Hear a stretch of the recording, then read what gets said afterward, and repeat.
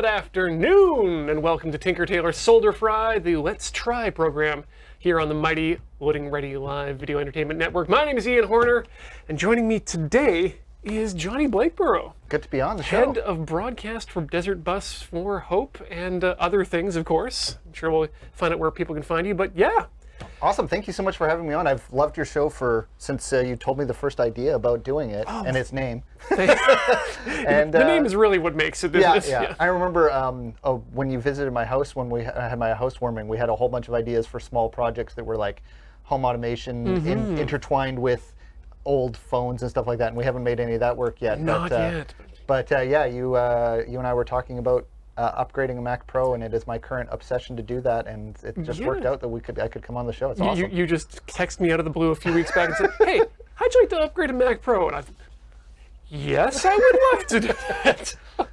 So yeah, here it is. This is your Mac Pro, and this is a pretty history design, is it not, of a case? Yeah, so the Apple professional machines for server and workstation, they had the iMac G3, which was a plastic case, but it had a really novel, for the time, mechanism for accessing all the parts with the plastic door that came on the side, and it was in the same era as the iMacs, it had that Bondi blue look. Yeah, back in the early 2000s. Yep, and those were down doors. Pretty popular. They switched to the G4 and G5 iMac. The G5 iMac switched form factors to look more like this lovingly referred to as the cheese grater style because of its obvious aesthetic. And it was the first design that they used this. So they changed it around a little bit for different iterations, but it stayed very similar. And then they made the transition to Intel, which was a big surprise to everyone. It turned out that Steve Jobs had tasked a large group of engineers to come up with making the basis of OS X actually simultaneously be able to run on Intel without telling anyone, and they just dropped the bomb that they were going to be switching to Intel. And so this was the Intel workstation class machines that used Intel Xeon processors. Yes. And so they did this for several years, I believe from 2006 or 7 to 2012. And then in 2013, they came out with the much maligned, although, celebrated when it first came out. We were very excited when it first came out. We came were so excited that the trash can style, it was it's triangular heat motherboard profile, yeah. And so it's very cool design. It's quite small. Black dome basically sits on your desk. Extremely fast processor, extremely fast memory and storage, and like workstation class graphics. They designed themselves out of a lot of people's interests. So for one, they had no expandability really at all in them. Nope. And then for two, because of the beautiful design, they changed it so much that any changes to processors were going to run too hot. Yeah, they designed themselves right into a thermal corner with that design. It was perfectly aesthetic and perfectly designed for what it had in it. Unfortunately, the rest of the industry doesn't respond to what Apple wants. So Intel's like, yeah, we got new chips. AMD is like, yeah, we got new chips. Oh, they won't fit inside your thermal profile. Whereas Apple can dictate the mobile space because they're such a huge player in that. They don't have that kind of power in the general computing field. Like they do have some influence, obviously, but if Intel decides that they want to make bigger, faster chips instead of lower power, lower electricity chips, just like has happened recently with the i9. Or if Intel is just simply not able to make a more powerful chip within the same thermal profile, they decide, well, we're just going to make it hotter because that's the best we can do right now. And actually, I'd heard that Apple had understood that the recent debacle with their MacBook Pro 15-inch laptops running too hot and being thermally throttled down, which they've come out with a fix for it that apparently fixed the main problem with the issue, but it's still an issue with laptops a lot because of small form factors. They had originally seen that the roadmap was going to be for less hot, less power-hungry chips. That was the idea. And so that's how they designed the case for it. And then Intel went a different direction because they weren't able to do it the way they thought they were going to. And Apple, I guess, probably had two choices. They could either not upgrade to the new chips and be made fun of for that. Further made fun of. Yeah. And wait another year for another case design that could accommodate these hotter chips, or try and make them work in there, and that's what they went with. But then, of course, they had this problem with the thermal design. So that was a big problem with the trash can style Mac Pro. Not to mention you lose all of your PCI slots, all of your SATA slots. People who work in the idea was that Thunderbolt was going to replace it, but there's Thunderbolt 2 connections on there, not Thunderbolt 3. Yep. And PCIe external chassis on Thunderbolt 2 for graphics cards and capture cards and sound stuff. They've only just started existing. And they're still not as good as having something directly in the machine. And so a lot of pros started thinking about switching to other platforms, and a lot of them did. But because this has 4 PCI slots, it takes dual Xeon processors, and it's built like a tank. Well, moreover, the thermal design of this case is it's open in the front completely with this cheese grater style design, and open right in the back. And the fans just blow straight through it. Yeah, and the fans are huge. I mean, we'll get into that. Yeah, giant blades on them. But that means it's for the most part extremely quiet. For considering how big the fans are and how big of a thermal input pack this computer could have, it actually does really well at cooling. So these have actually, in the last few years, have actually come in really high demand. Yeah. Because even after the computer was discontinued, Intel continued to make Xeon processors in that same generation. For the same generation. And these are, unlike the newer Macs like iMacs and Mac laptops, which do not have removable processors. These are socketed design. These are socketed design. Actually, they are, what are they? They're L something. LGA 11 something. They're LGA 1366 sockets. 1366. 1366. Okay. So this computer here that I had, that I wasn't using, I realized, I can't even remember why I realized this. I think I have a perfectly serviceable MacBook Pro 15 that I use for most of my work, and it's not great for video editing and gaming, but I do most of my gaming on console, and I hadn't done any video editing while. I have a bunch of big video editing projects coming up. I have a film that I'm filming in Nanaimo tomorrow, and I have a bunch of other projects that I'm hoping to work on, and I was thinking about how my laptop wasn't really up to the task for doing it, especially if I'm going to be shooting in 4K. For storage-wise, so I'm going to have to use external storage and the processor and the graphics. And the graphics in the 15-inch that I have is a dedicated graphics. But still also solid the board. And it's so small, and you can't upgrade it, of course, and they're nowhere near as good as, like, the card that comes in here is about the equivalent of graphics processing is this is a computer from 2010 is about the same processing as my modern MacBook Pro. Well, let's take a second here. Why don't you give us a rundown of what this guy's actually got inside of it at the moment? So you can get the 2010 model, which is the model we have here, is basically identical to the 2009 model, except the firmware is a little bit different, but you can zap those up. So if you were actually looking to do something like what I'm going to do today, the most affordable way is to get the 2009 Mac Pro 5.1 because they're cheaper, but you can firmware upgrade them to be the same as this. And 5.2. Yeah. So this is a Mac Pro 5.1, it's called, 5.1. It has two 4-core 2.4 Xeons in it. It has only 6 gigs of RAM. Oh, only 6 gigs of RAM. RAM. It's only 6 gigs of RAM. That's ECC DDR3 RAM. Yeah, so not the cheap stuff. And although the price on that RAM used has definitely come down, including the Xeon processors as well, which I'll get to in a second. But because a lot of those class of servers are all being decommissioned now, there's actually a fairly large amount of the RAM and the processors on eBay, so you can get them relatively affordable. It came standard with a Radeon 5770 1GB, which is not a great card. It's a fine card, but it's not a great card. But as I said, the scores on it are roughly equivalent to the built-in graphics card that's in my laptop. So yeah, you're looking at the same thing there. So actually, the reason I started thinking about using this was because I had another older Mac laptop that I was using for Plex video serving at my house, and I was running into encoding slowdown. So I was like, I've got this old Mac Pro just sitting here.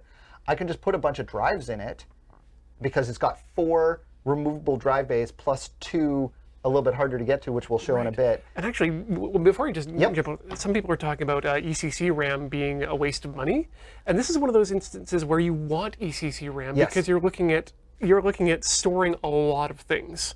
And one of the important things about ECC RAM is that it does the error check correction. And the other thing is that I believe this motherboard will not work with non-ECC RAM. I mean, that's so that's it's like it seems like it's like you might make the argument that it's a technological unnecessary element, but if you're going to be upgrading this computer, there's no I'll buy the cheaper non-ECC RAM. You have to buy the ECC RAM.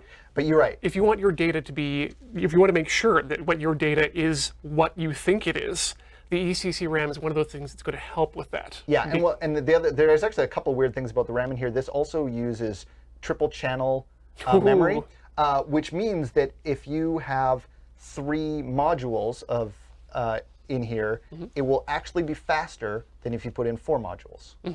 And the way it works is the triple channel memory means that you have the maximum amount of bandwidth for each one of those 3 channels, but because of a 4th module in there, it has to share one of the channels with it, and it causes a bunch of latency across the memory. It's not like, I think it's like 5 to 10% slowdown if you add 4 RAM chips versus 3 on average, but if you're doing stuff like 3D rendering or anything that takes stuff in and out of memory a lot, as opposed to just checking the memory and putting new stuff in there every once in a while, anything that puts memory in there and takes it out very quickly, video editing, 3D rendering, AR, VR stuff. A lot stuff. of that, machine learning is going to be all that stuff, it actually having the wider channel of each module having the full bandwidth is actually going to make much faster burst speed.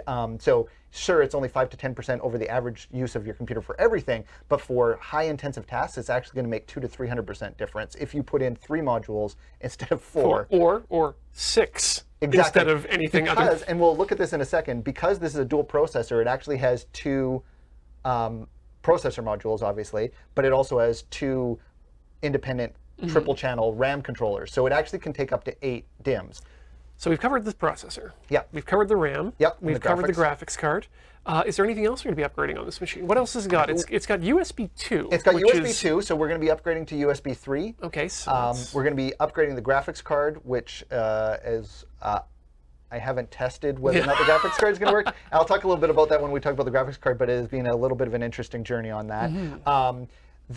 The motherboard speed for drives is just SATA 2, which is basically you can get about 300 megabyte per second read write maximum. I've got a Samsung SSD in there, so it's throttled that because of the SATA 2 you're speed. You're going to be maxing the storage bus, basically. So I've purchased a SATA 3 card as well, so that we can increase the speed of that. This computer also came with Wi-Fi and Bluetooth of the era, which was a bit older. G, I believe. Yeah, it would have been.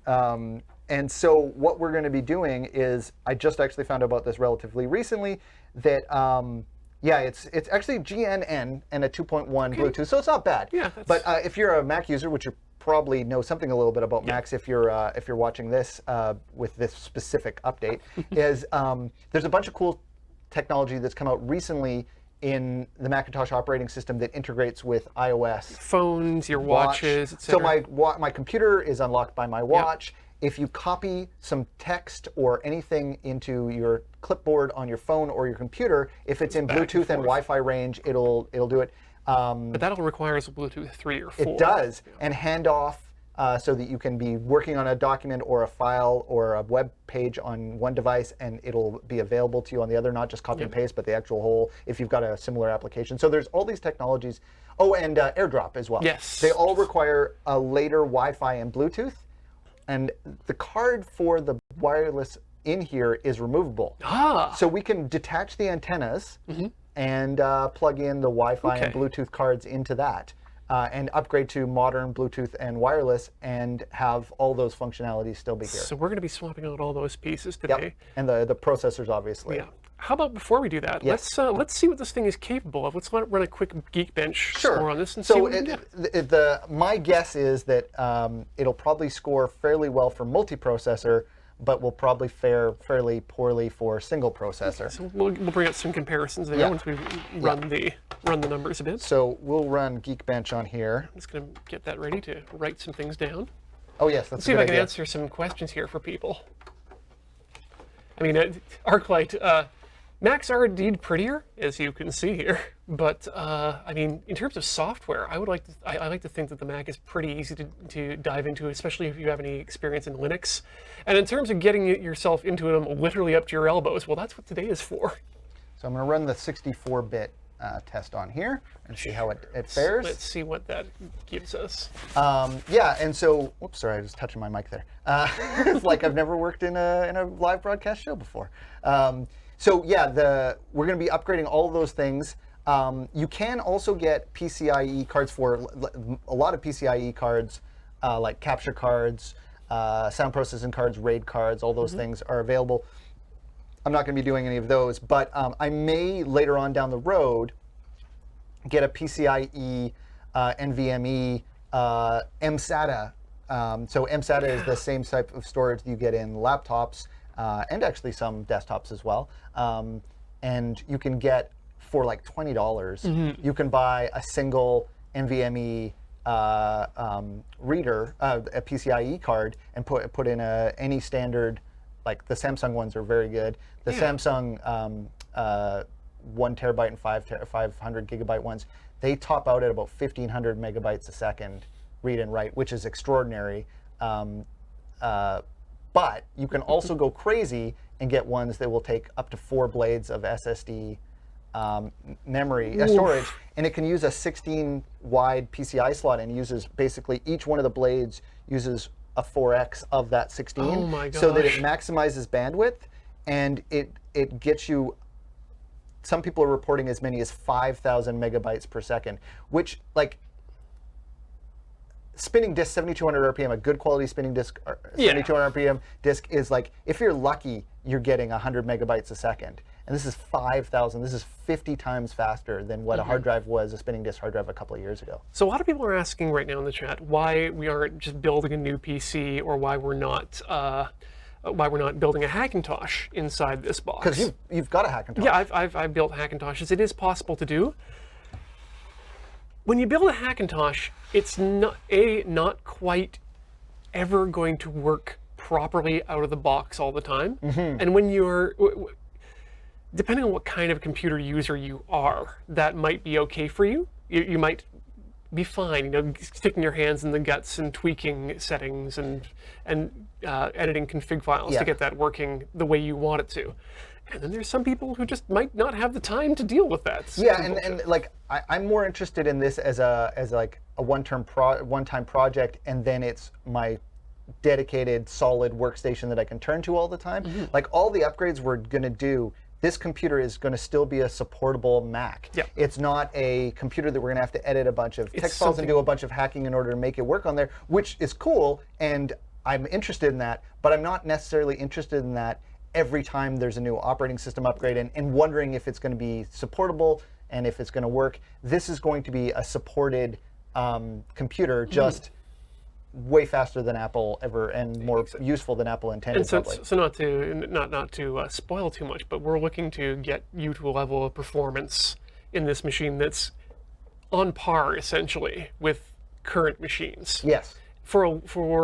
I don't want to say anything out of school, but for less than you would pay to purchase a brand new machine. Yeah. So the cost. So there's the factor of, I like the idea of taking older technology and making it more useful for today. It's a cool idea. There's obviously the trade-off of, well, you're taking older technology that's out of warranty, and there's more likelihood that it's going to break down because it's not a new thing, right? But they built these really, really well. The power supplies in them, the fans, the motherboards, they're really well built. We've got our scores here. Okay. They just popped up. So like a completely, acceptable 14,429 score for multi-core, and a pretty sad 2190. This is still better than some modern laptops. Like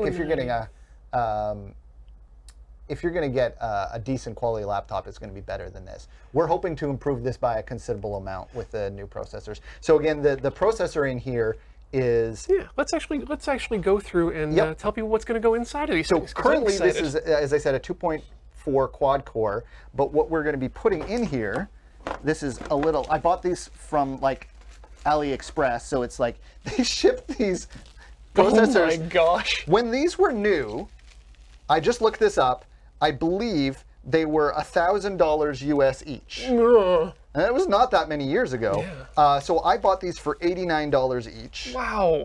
From AliExpress. It would have been cheaper with my first time coupon of AliExpress, except I couldn't get them to take my credit card, so my wife had to buy them for me. But anyway, so these are 5690s, and that is a 3.46 6-core. So we're taking it from 4-core to 6-core, Okay. and we're going from 2.4 to 3.46. Okay, and these are all hyper-threaded. The hyper-threaded. So this is actually so we're going 12 cores total Yep. in this from 8, but hyper-threaded it's 24 hyper-threaded. Good God. Yeah. So I expect that our multi-core performance is going to be substantially improved because it's more cores and a faster processor. Also, Intel did this weird thing where for marketing and sales reasons, the lower end chips in this generation throttled the motherboard and RAM speed.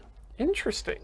The motherboard and RAM speed was capable of running at the higher speed, but if you put in the newer chips and flash the PRAM on here, it will recognize that it's chunks it up. faster and it goes higher speed. Wow. So not only is it going to be a faster processor and faster and more cores, 2 of them, it's also going to add the ability to have faster RAM That is as well. going to be good. So Those are the that's the processors processors. there. And then and what's sorry, just because I'm curious, what's Yep. the base clock frequency on those? the original ones in there are 1066, Okay. and these are 1333, Really? I believe. That's the RAM speed anyway. Yes, sorry, I was thinking the actual clock speed of the chip itself. Oh, this is 3.46, and the old ones are 2.4. So that's a significant It's quite a jump large one. already. And because of the design of the thermal design of this and the power supply, there's no issue with overheating or, well, hopefully there'll be no issue. As long as we put the thermal paste on correct and we clamp down the heat sinks properly, it should be no problem. Dark Marford also wants to know, and this is actually a question I'd like to know too, Yep. because I have not ordered from AliExpress. They've not ordered from AliExpress. What's your experience been with them? Well, my first experience was there's a lot of cool stuff here that's very cheap. Yes. My wife's has been really excited about using them because she can get all sorts of crazy things directly from the places in China as opposed to going through resellers. So the price is very cheap. It's almost always free shipping or very cheap shipping. And it's basically the same products you can buy through eBay resellers for Shipping's cheaper. relatively quick too, because Yeah. you were planning this after you initially. Yeah, so I bought a graphics card we'll talk about in a little while, and that is scheduled to arrive sometime at the end of September, so we're not going to be able to do that part of it, although I do have an alternative. These I ordered, and they arrived, I think, less than 10 days after I ordered them, and the shipping was like $2 or something. Like, it was crazy. The one biggest problem I had with them is their payment stuff. They use a lot of payment systems. They don't use PayPal. They use a lot of payment systems that we don't use here. So to set up my credit card, it all went through, and then at the very end, it said denied, credit card denied. And then I went through their text chat, their support chat, and basically found out that because it was a credit card that hadn't been used before, I had to go through an appeals process to get my credit card to work. And it took me like a while, and then they wanted like a photo of my bill and a photo of the front and back of the credit card, a photo of my ID, and I was like, this is not worth it for a $4 coupon for first time, and my wife already had her set up. I was like, Tammy, can you just order these things? So here's a link. Can you please order? And she's like, fine. She did it for me. So I think once you get the initial hurdle of getting the payment stuff, it's good. They're all individual sellers, right? Like, so you're not actually dealing with AliExpress. They're kind of they're like eBay in that. Yeah, they're just like a mall that the shops are inside of. Yeah. I do want to also mention there that people are saying where the line between Hackintosh and not Hackintosh Oh is. yeah, that's a good. And People may not know. Arclight, it's not even really just the motherboard itself. It's actually the ROM more than anything else. Every Apple since the original have their own proprietary ROM that you cannot get in any machine other than a built by Apple. Yeah, and piece of iron. technically you're in license non-compliance by installing the Macintosh operating system on anything other than comes with a standard ROM provided by Apple. The reason why this seems like it makes more sense to call this a Hackintosh, despite the fact that we're filling it with non-Apple branded things, because a lot of the stuff in here is not manufactured by Apple, it just gets OEM'd for them. Yes. It's that you used to be able to upgrade some Macintoshes a little bit more completely. Yeah, and the birth of the Hackintosh was it really bloomed after they stopped making computers like this, because people were not able to anymore put in capture cards or faster graphics. Like, faster graphics is like one of the big elements here. Like, the graphics performance of a computer like this is going to be way, way, way more improved than any of the other upgrades other than the processor, I think. The graphics is going to be the biggest thing. There we go. They've got Things on My Stream has said,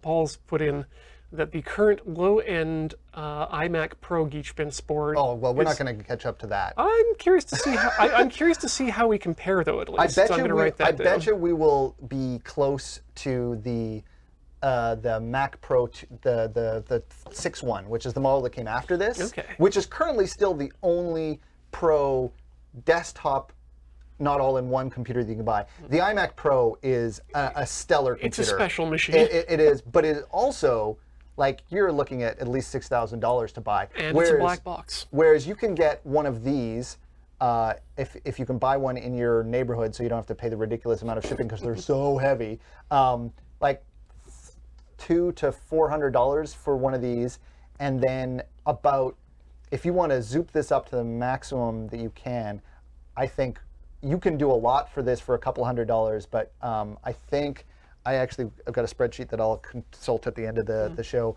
but I think it was about $1,000 is what I spent on this. So cheaper than buying a new iMac, and far cheaper. But that's all in. That's all in, and that's far cheaper than buying a new Mac Pro. And obviously, I would prefer to have a new Mac Pro, but I also don't have $6,000 kicking around. Apple also doesn't sell a new Mac Pro yet. Also, I have two 4K monitors and don't need another high DPI screen. I want to use it with this, which is one of the reasons that I thought, oh, can I upgrade the graphics card on here? Because the current graphics card cannot drive a 4K monitor. And I'd like one that can drive both. Well, let's swap out from talking heads here and get into our hands into the dirtiness. Okay, so what should we do first? Do we, like, the processor is the thing that I'm least confident in, and it's also, I think, probably the most important. We could do that first. Like, RAM is really straightforward. That's the other thing is, I bought, there's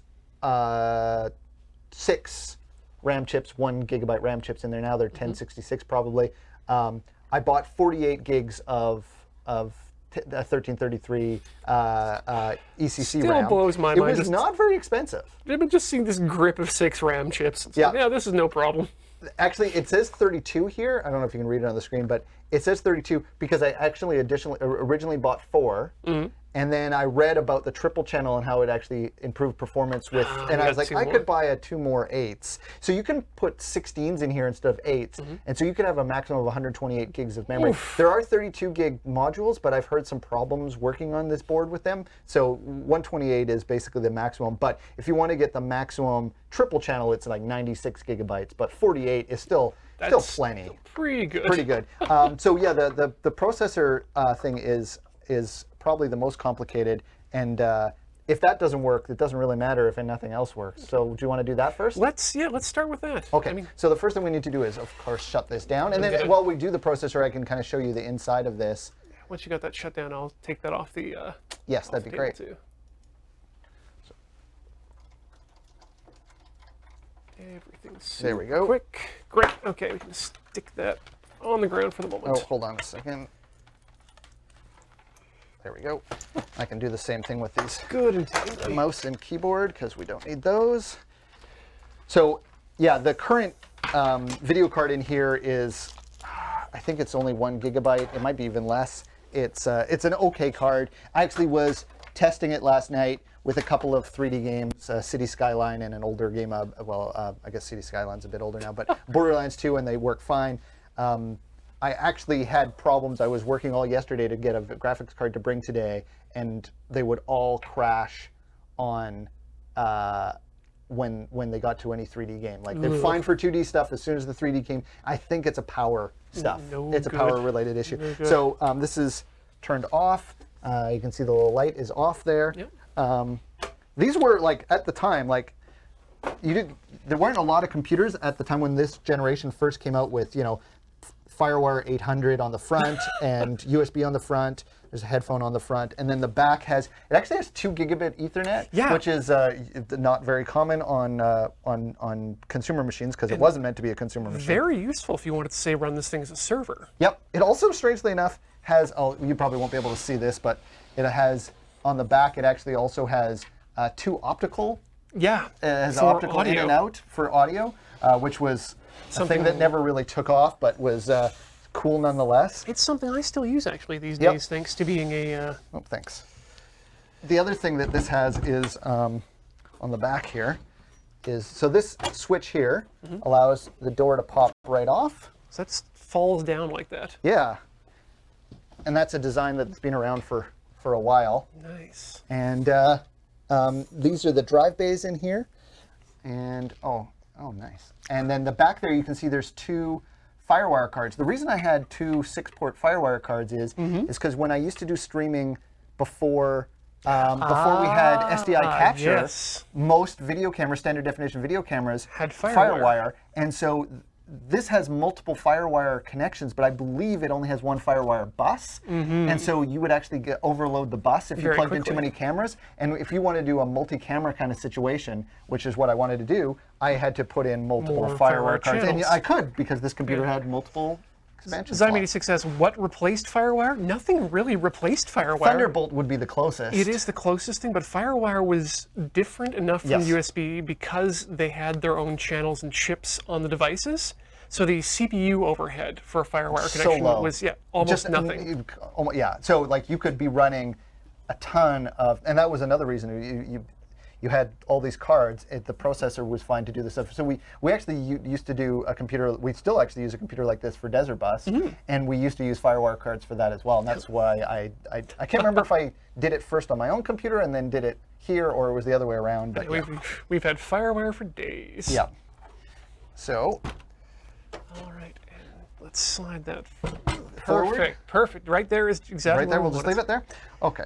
I want to talk a bit about one other thing here that I love about the MacPro's chassis. Yes. Is how their drives are set up. Yeah. So this locks these drives in place here, and when you unlock it, you can see these are no longer orange. Yep. The drive just pops out like that. They're on these sleds. They're on the sleds. And so this one here is a 500, no, it's a 1 terabyte Samsung SSD, as I was saying earlier. It's only getting about, I think about 200 or 300, it's maxing out the bus of the SATA 2, so that's something that's got to change. This sled, the metal, the shiny bit here is the original sled. I had to add this adapter so that I could get the smaller drive in here easily. I've seen people actually just print out 3D on 3D printers sleds for that. And so then this is a standard spinning disk. These are 3 terabyte. These are what I pulled out of my Drobo in order to. I'll at the end of the show I'll put together a RAID from those. Rather than cluttering up the case with more cables, they decided like, no, let's design the case in such a way that it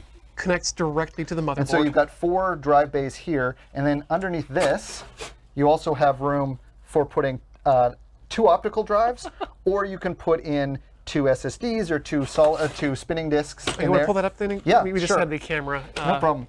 This is a little awkward. It's on rails. There we go. Then so that's the optical drive bay. This is I think this. I'll probably end up replacing this and maybe getting a Blu-ray burner in here, but like it's so low priority. And there's so many drive bays that I don't really need to make room, but I could theoretically put, because it's got 2 more SATA ports here. Yeah, and just a gigantic fan in behind there off the power supply. Yeah, this is the, I think it's, this is the power supply. This is the 1,000-watt power supply, which is more than enough for all the things that they have in here. So, it's, whoops. Yep, no, that was right. So we've got another fan right in here. That's for cooling the... I'm gonna put that. What am I doing wrong? I think you got it. I got it upside down. I had it upside down. Yep, slots out really nice. This also locks in the PCI, sorry, here I'll try and move my hand. So the PCIe connection here, so these two thumb screws come out and it allows you to pull out all your cards. I don't know if you've worked, I'm sure you have, but not everyone necessarily has. They generally have a screw for each individual card. This one just has these two thumb screws, pull it out, and all the cards can come out. The thing that we're going to be working on first today is the processor, which is on a daughter card, which is fascinating stuff. you just pull these two tabs. Cuttlefish Man asks, how hot does this machine usually run? You know, we should have probably done a temp thing on it before we did it, but I think about 70 degrees Fahrenheit is what the chips, the heat sinks usually run at. The chips are not. But they can do up to, Intel says, I think they say anything below 100 is fine. So if we do this and we find out that they're heading at 100, then we know we've done something wrong with the thermal paste. So this is on a daughter card here. The entire processor assembly. This is it. Holy That's hell. the processors and RAM. And then, as you can see, that's half the motherboard. that is the connector into the motherboard, this daughter card here. And so you've got two heat sinks, one for each processor, and then three RAM sticks here of one. How about I clear this, this Sure, tower yeah, because out we're here? not going to be using the tower for a little bit. Yep, which is a thing you can do. How about that? Half your motherboard just sticks with you. So we've got the two processors here, and we have some thermal paste.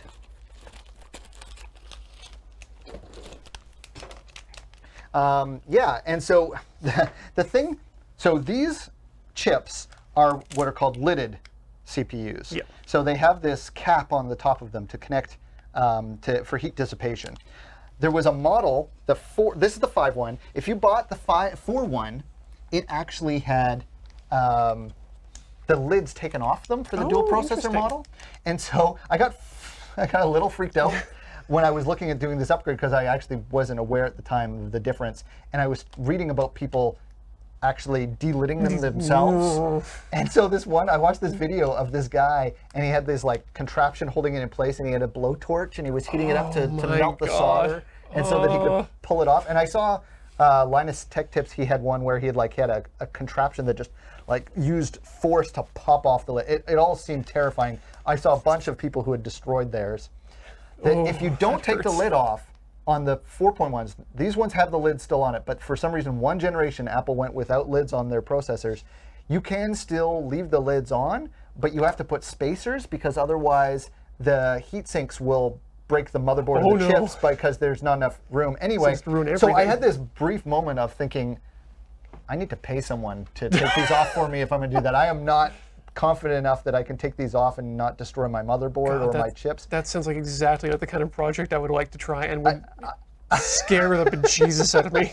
Yeah, and so thankfully I don't have to do that, but I have seen a lot of people talk about over-tightening the heat sink. So that's going to be the big thing that we're going to be worrying about today, is removing the heat sinks, putting them on with the same amount of pressure. If you put them on at, like if there's 4 Allen key here, if you undo one all the way and it comes up, you can actually cause it to have extra pressure on the chip. So we have to do an X pattern. We have to do one turn here, one turn here, one turn here, one turn, and just keep on going around in order to lift them off safely, and same putting them back on. I have seen people tighten them too much, and it can cause problems with it not working, but it can also cause damage to the motherboard and the chip. Well, then I'm going to let you do that.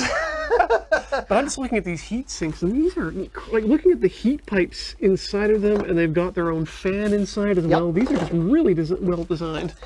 Yeah, and so the version of this, the single processor, because you could buy this computer in a single or a dual processor. ArcLight's got a photo in the chat of my work on the Dreamcast. That is terrifying to me.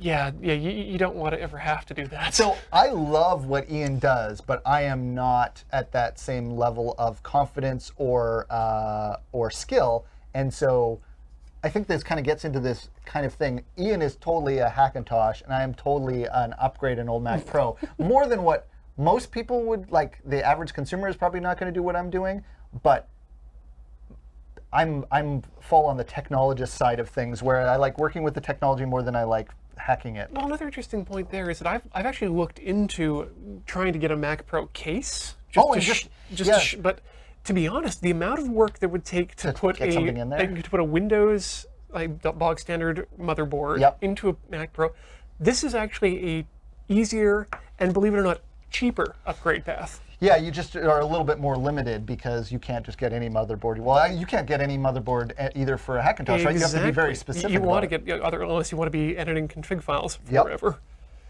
So I think we should just dive into this. Yeah.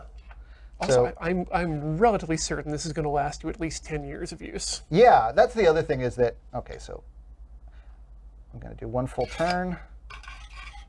And this is going to be, you're going to have to, oh, Wow, Gidret, that chip is gouged like that because that's what happens when you need to access pins that are no longer accessible from the outside of the chip when they break off. I think it's this one. No, it's this one. I should really be paying more attention to what I was doing. I went here, Yep. Now there. here, here. It's actually here, I think. Yeah, this one's still tight. I should probably have labeled these. And so then I started here. Yeah, okay. I think I got it. I'll get faster, and this sound is going to be awful. I'm sorry, guys, on my microphone. Huh. I'm having trouble getting, there we go. So, yeah, the other thing that can happen is you can mess up the thermal paste, and then you don't get enough heat dissipation properly, and then it runs too hot, and you hopefully it just causes some weird behavior and doesn't actually fry the computer. Yeah. Sector, we're going to make this as beefy as we can. We're putting in 12-core Westermers, Yes. running at 3.24, I believe you said? Yep. 12 core, and then oh, I should have checked if this is processor A or B, because I think we'll just do both at the same time. Yeah. Oh god, yeah, mismatched processors is not a No, good thing. no, you don't want to do that. Yeah, there's a bit of dust in here that we'll want to blow out. Mushby says that Apple's never been good at thermal paste, so as long as you know Yes. what you're doing, you can't do worse than them. In fact, this might be a benefit. Yeah, I actually have seen some of the computers, processors in various videos I've watched of this, and it was like, they just look like they just threw a ton of paste on there. Actually, I should also mention to people out there that if you're interested in replicating what Johnny's doing here, and you do decide to go out and get yourself a Mac Pro and the parts for that price range, this is not just going to be Mac runnable. You can run Windows on these machines as well. Yeah, you can boot camp into this. So you can run a virtual machine, of course, which is easy. but you can also use a Apple software called Boot Camp to do run a a- full native version of Windows on a partition or a separate drive. Yeah, exactly. And since there's so many drives in here, it makes it really straightforward to actually just have a separate drive that's just Windows. And that's one of the reasons why I like buying Macs and using them, is it's the only way to actually easily and in a supported method run all three major operating systems on the same iron. Yeah. Yeah, and I know a bunch of people that have these, and they run Linux and Mac, or they'll run multiple versions of an OS. Kaiserman has mentioned that once you get the tension off, you should just be able to go ahead and fully unscrew it, and I think that's... Yep, that's exactly where I'm at here. I can, although I feel it move. There we go.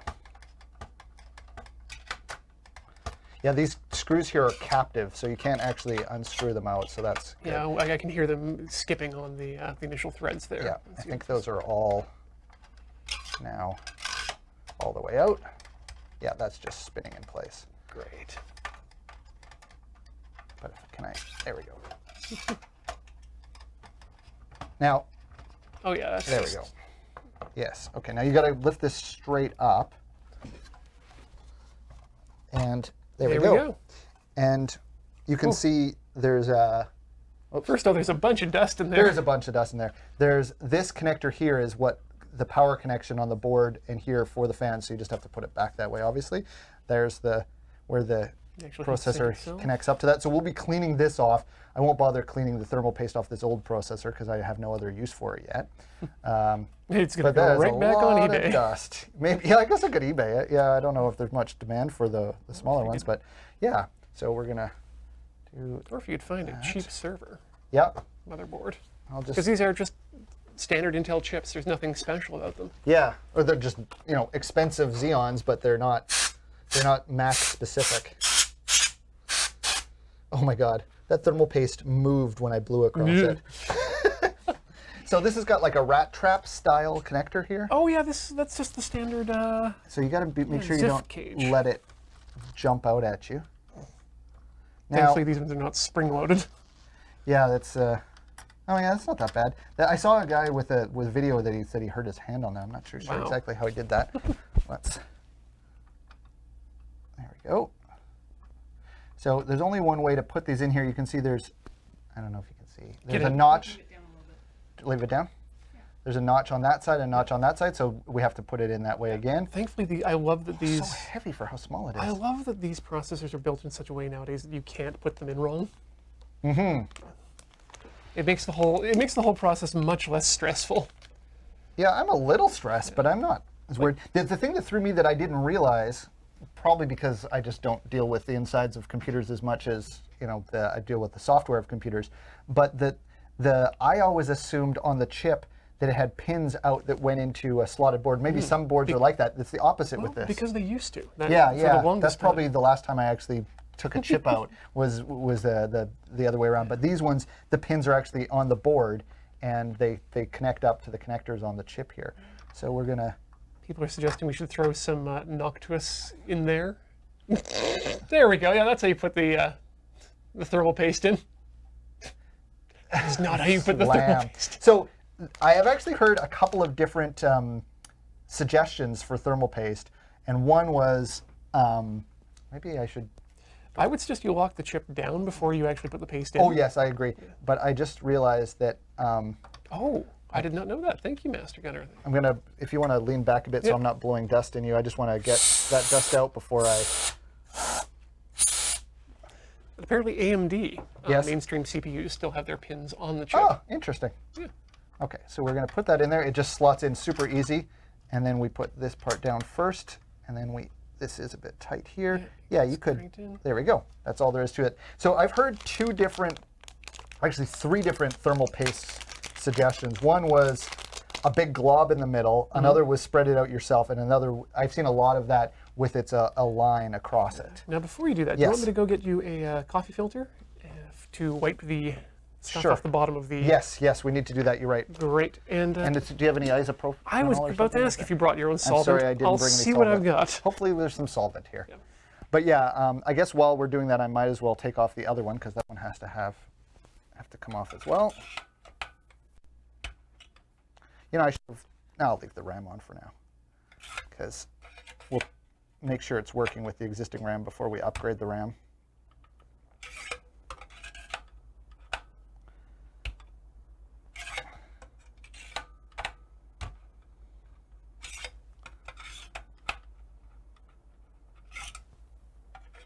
Yeah, I actually don't know what's in thermal paste. They call it silver, but I don't know actually how much real silver is in them. It's not very expensive, although I guess it's quite small of a container, but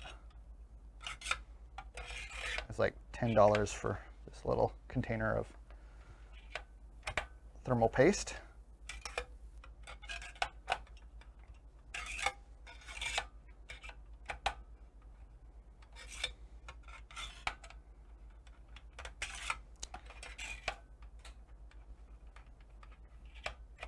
Let's just use a butter knife.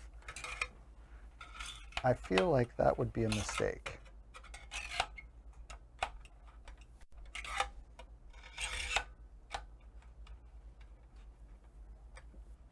All right.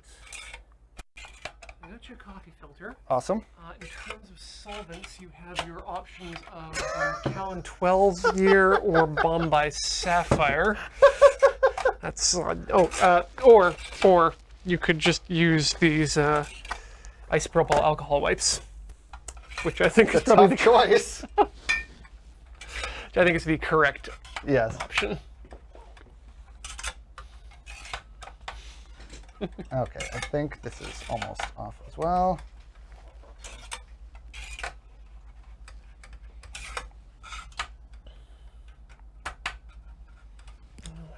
I think that's good. I don't like that sound. The majority of people on there are down for the Macallan.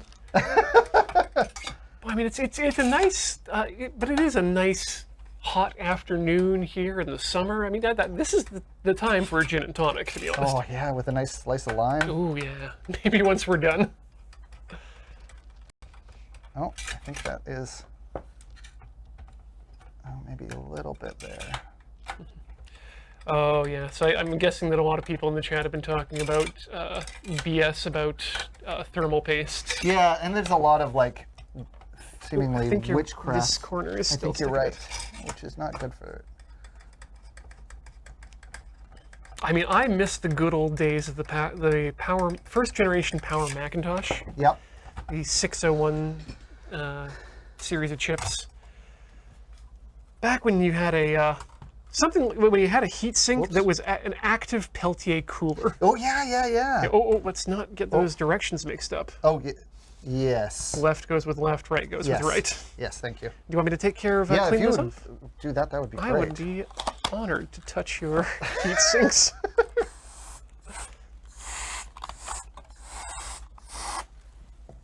Okay. These do get pretty dusty.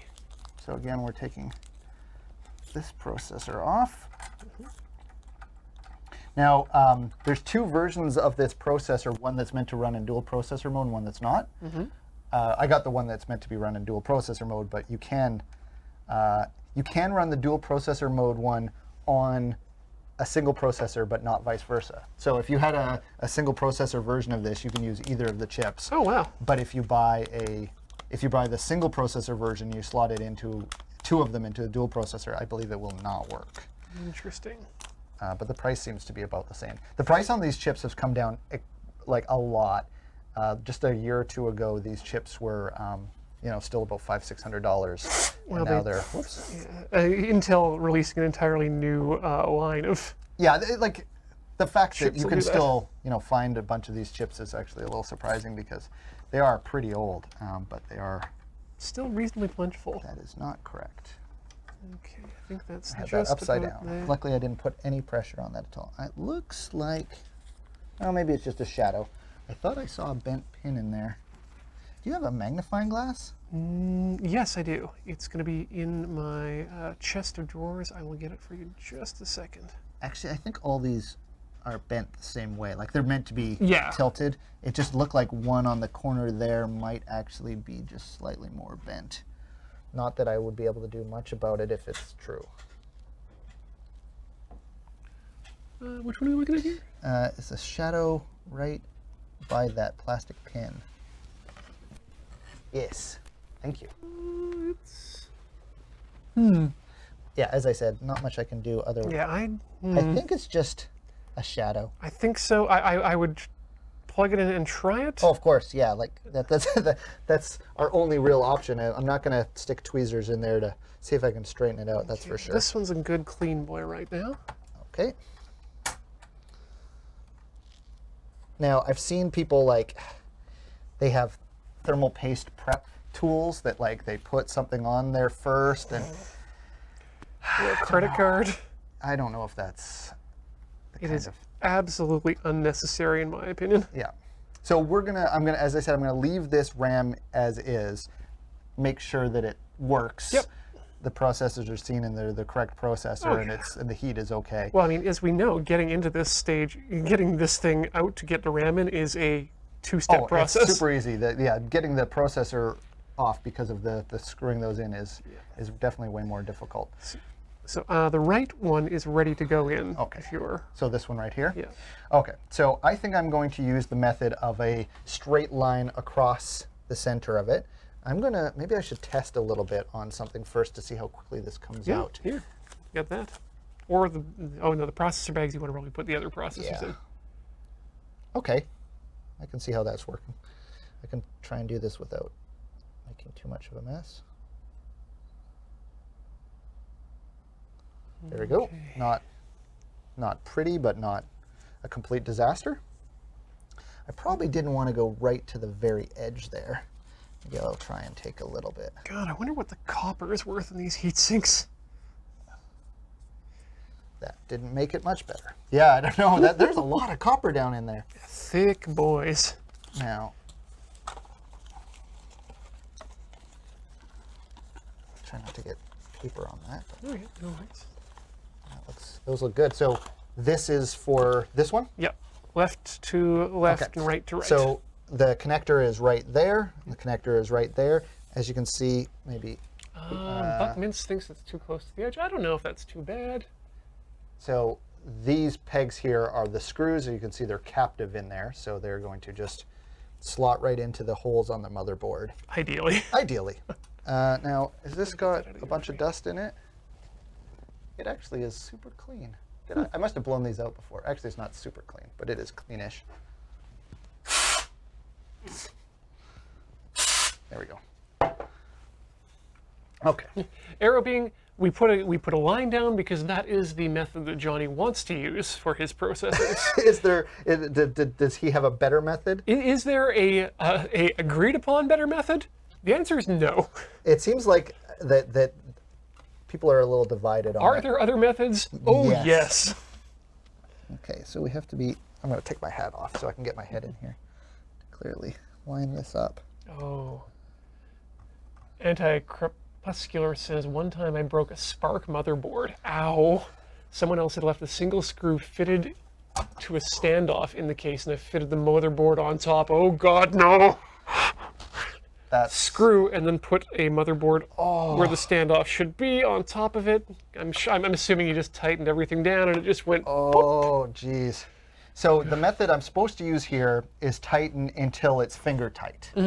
Some people count the amount of unscrews out and then back again. That seemed like a lot of. That's voodoo.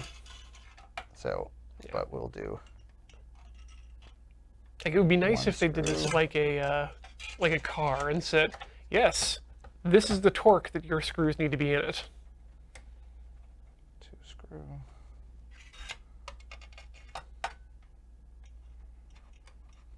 And don't forget the blood sacrifice on the case edge. Again, something that Apple's thought of when they built these things. All of the edges on the inside are nice and rounded. Yeah, the outside, on the other hand, you can get cut. Oh yeah, on the outside. Yeah. How heavy are these again? You know, I don't know the actual weight, but they are not light. I actually purposefully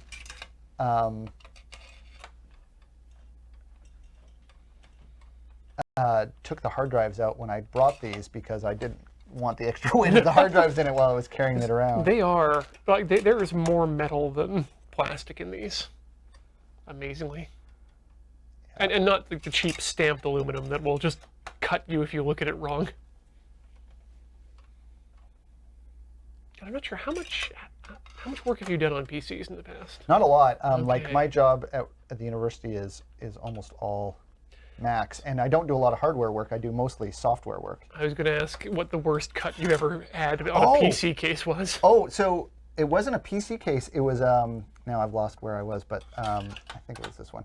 I had a Mac clone that had that had rails similar to the MacPro here, but a little bit more difficult to work with. And I was putting some SCSI 7200 RPM drives in there, and I was like, I'm going to raid these up. This is going to be amazing. I think they were probably like 100 megabyte drives or something really old.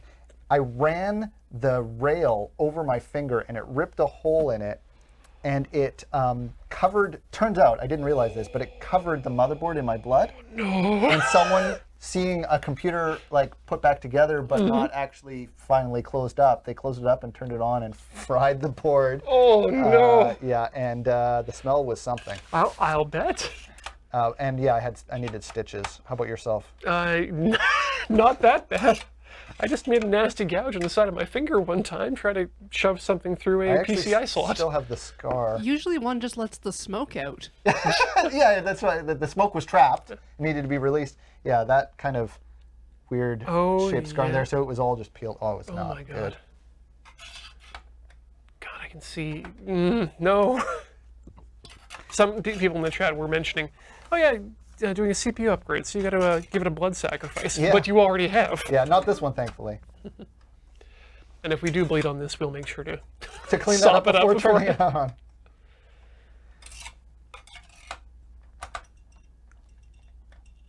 Yeah, I'm really, like, I don't know what tight feels like on this. I'm assuming I'll know when I feel it. But the real worry is if you've tightened them too much. I think is the screw turning under its own force. What, like... Do you mind if I... No, go ahead, please. Because, like, fine. I feel like... As someone who does automotive work, okay, this one could probably go a bit more. But... Yeah, and if you do it too loose, your computer's not going to boot up either. yeah, this one feels like it's about done. Yeah.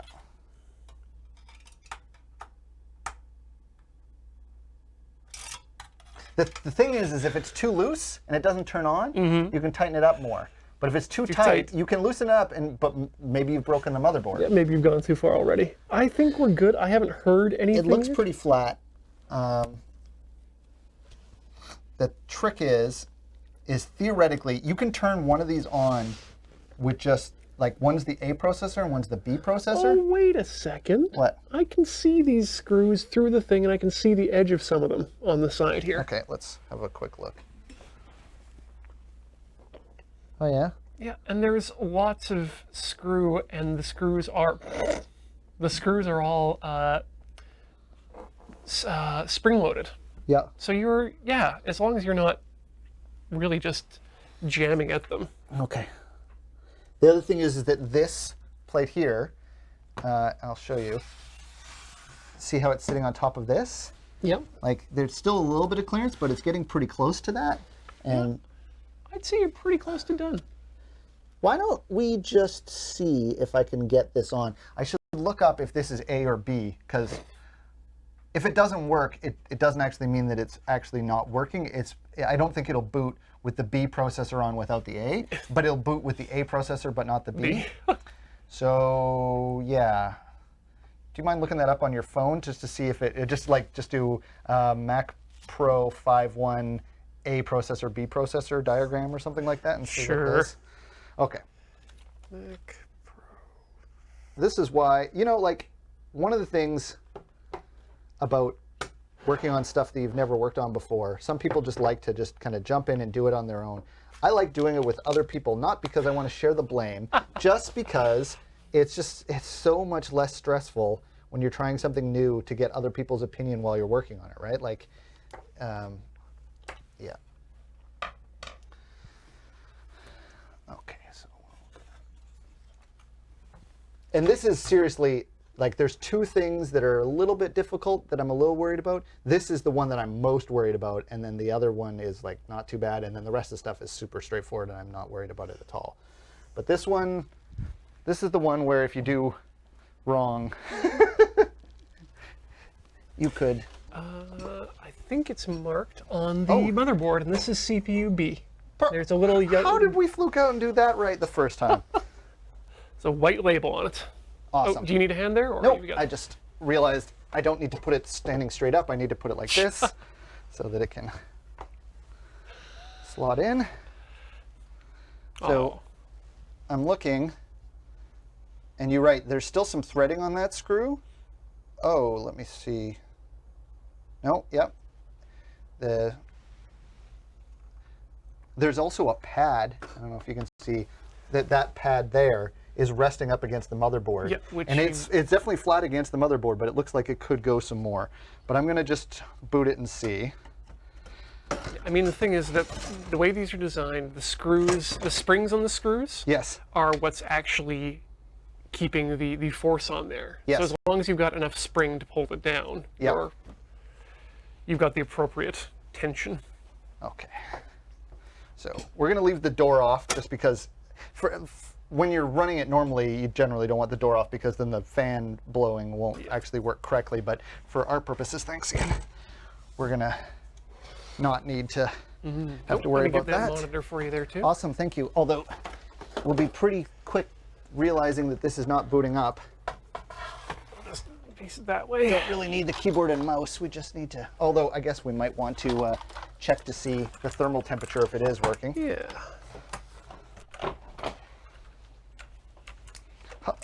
How long do we have for this? Because I'm taking a long time. I'm sorry. Oh no, we're actually at the we're still about 20 minutes away from when we'll take a break. Okay.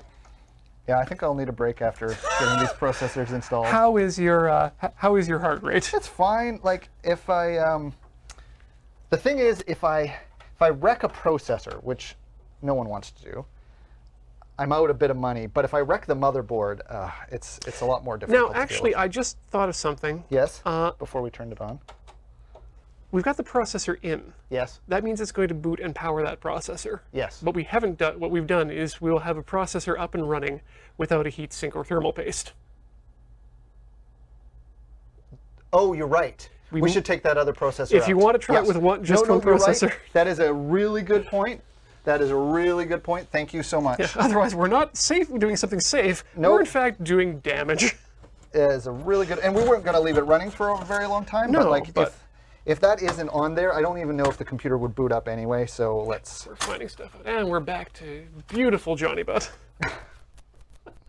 Okay, so put this. Let's maybe make some. Thank you. There, next to the other chipples. There we go. Okay. And I don't know if you can see. No, that's just my butt.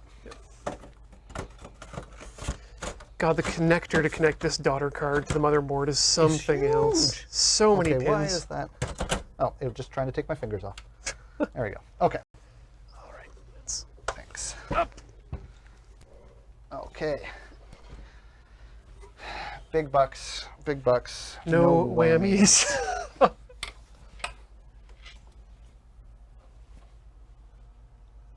Fans are coming on.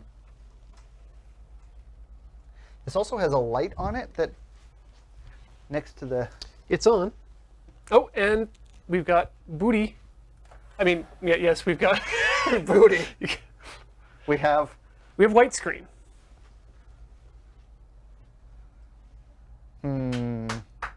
It does not power on with one chip, okay. or at least that's what I'm getting from this. Let's turn it off. Yeah. Yeah, it should have definitely shown an Apple logo by then. So now the question is the problem that it's running a single chip, or is the problem because the heatsink isn't on properly? My guess is it could be either one. My guess is either. I mean,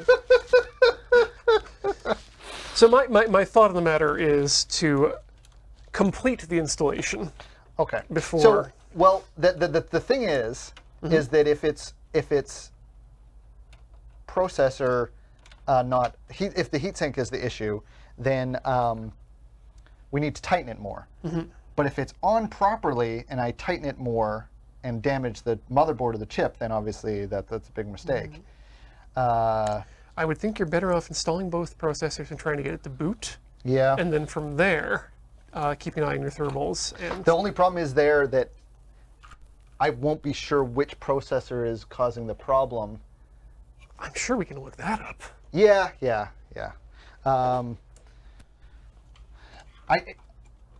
I think I'm just being paranoid. I think it actually needs to be tighter.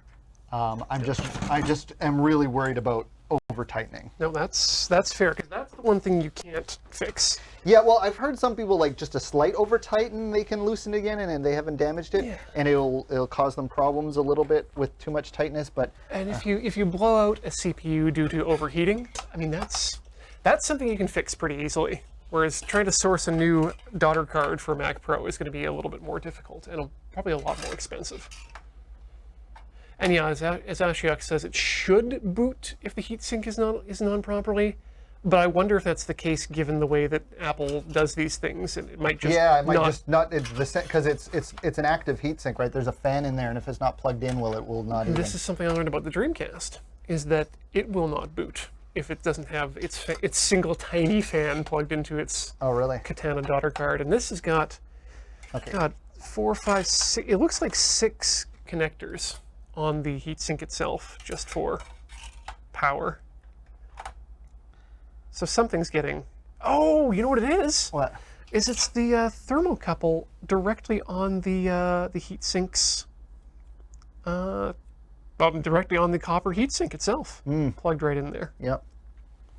Very interesting. I wish there was an easy way to see how tight this needed to be, because I thought it was going to be really obvious how tight this needed to be. I bet you the second processor is going to be a lot less worrisome. This is making that weird spring noise when I turn. You hear that?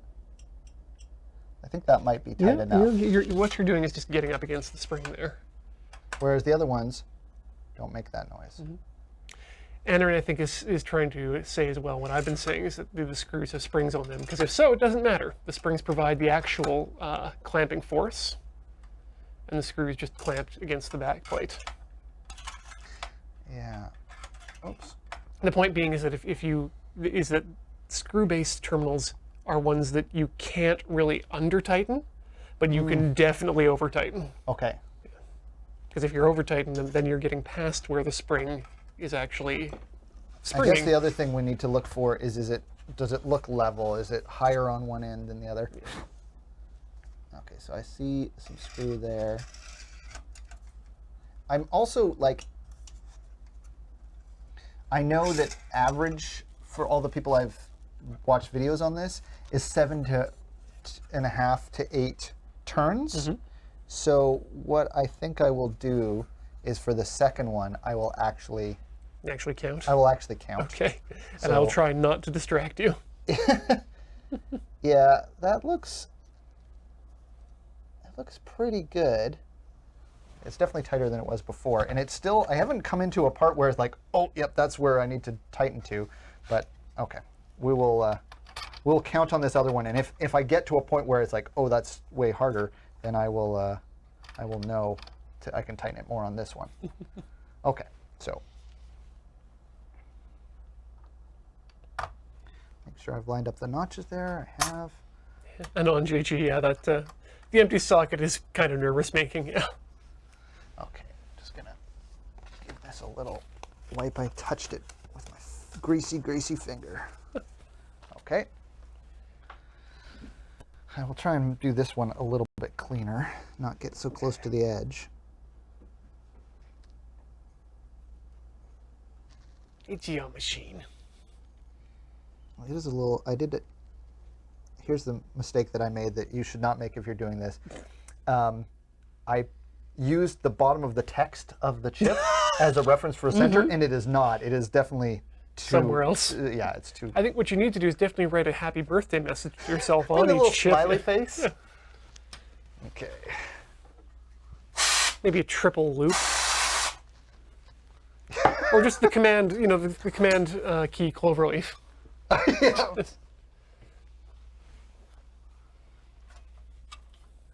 So, are you going back to Dreamcast stuff next normal scheduled time? Lord, no. I have not decided which project I'm going to start yet. I've got a few in mind. What have I got online?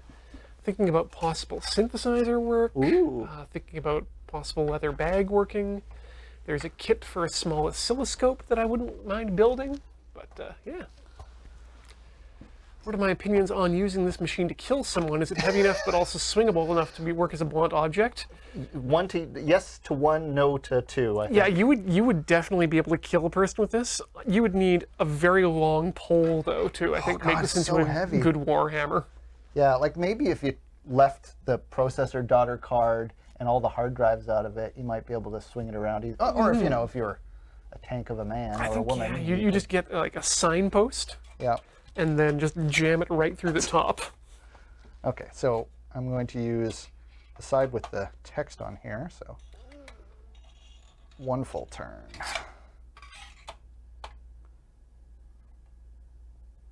1 full turn. 1 full turn. Turn around. Come on. 1 full turn. Okay, that's 1 and 2.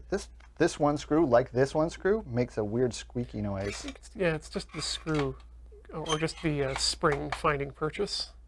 So that's 2 there. Did I do this way? Or this way? I did this way. No, I did this way. 2, 2, 3.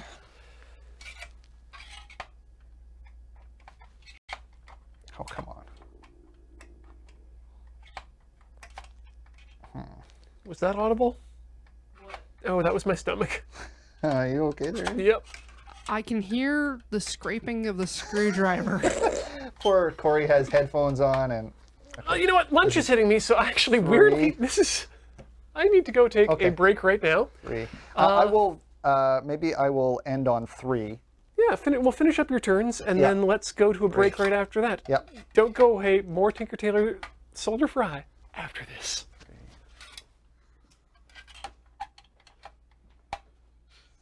3. There we go. How's it going, Johnny? Are you ready for commercial? I'm ready for commercial. I've done 3. I started there. I know what I'm doing. Okay, we'll be right back, people. Thanks, guys. Talk to you soon.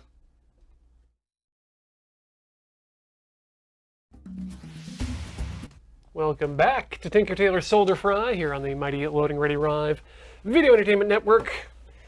We've been dealing with getting these heat sinks back on with myself, Ian Horner, and Johnny Blakeborough. Good to be back. And wow, yeah, this has been stressful. Yeah, and so the second processor, processor B, I've tightened 7 turns. As I said, a bunch of people on the internet were doing 7 to 8 turns, so I did 7 turns on this, and I noticed on the side here that the screw seemed closer to the motherboard on this one than it did this one. So I did another couple of turns on this one, and I'm hopeful that it's good. I was just noticing how that they even rounded the edges on the PCB itself. Yeah, it's actually all of them have rounded edges. I bet you it's rounded. Yeah, it's rounded underneath the metal, even where you though can't see it. Yep. So what we're going to do now is plug it in, hope it posts, hope everything works, and if it does, great. If not, then we'll take it out and hopefully we'll either tighten it or loosen it. But I'm thinking probably tightening because it didn't feel super tight when I did it. This one here, this hole and this hole on both these have a weird spring noise that makes me a little worried, but the tightness, it seems fine. Yep. So I think you're going to be safe, I think. All right. Let's get that large boy back up there on the board. Okay. Again, we're going to... So this has just like little slots that it just slides right into, but it feels like it's not going to go in at the last minute, and you stick your fingers under here like an idiot, like I did last time, and it... Do you need to have these clamps open? I think you do. I think that's what the problem is. You lift it up here, and then you pop those open. There we go. And it now, should just... Ow. Oh, see? I just did what I did to myself. Sorry about that. That's okay. You don't need fingers for your job. Chunk. Oh, good. Now my index fingers are a quarter inch shorter. I was thinking they were a little too long. Oops, thank you. There we go. Okay. So we'll plug back in the monitor and the power. And we don't actually need the keyboard and mouse plugged in, but we'll do that anyway just so that we can use it if it is. We'll think optimistically that it's going to work right away. Okay, let's do it. Are you ready? Boop, boop, the snoot. Sounds, I'm hearing things go clinkety clunk. Let's pull this out of the... The light's on. Oh, the light's on there too.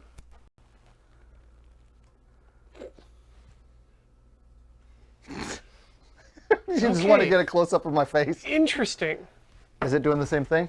It is not, we're not getting an Apple logo, but here's my thought on this. Okay. You mentioned something about flashing the PRAM. But also, there's a red light here. Oh. This is not supposed to be red if it's working. Right in there. Really? You can't see it on the camera, so we'll just turn this.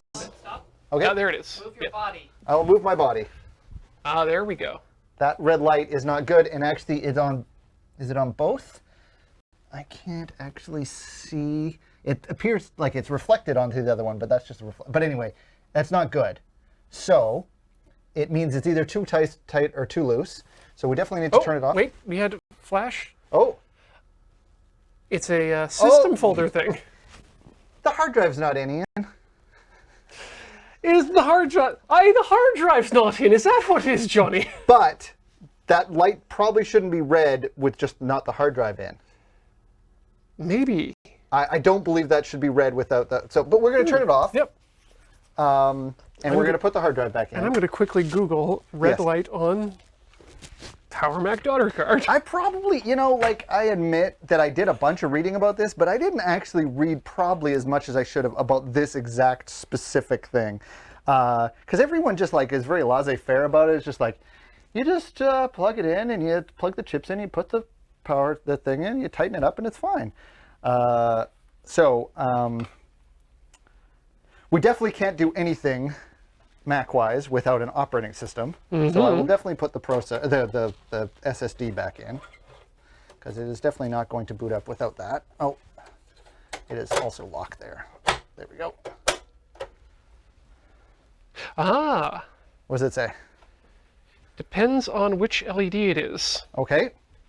And they are actually labeled as well, so. I'll see if I can do it without turning it back on again, just to see which. Why is my flashlight not coming on? Oh, because the camera's on. There we go.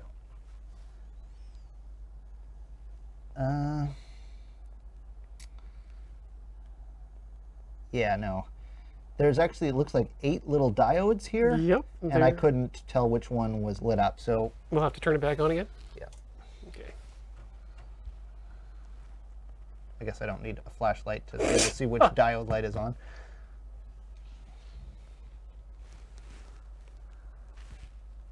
So it is come back on again. It is the left second from the top. So there are 2 strips of 4 lights. Okay. So second from the top would tell me Is CPU B over temperature. okay.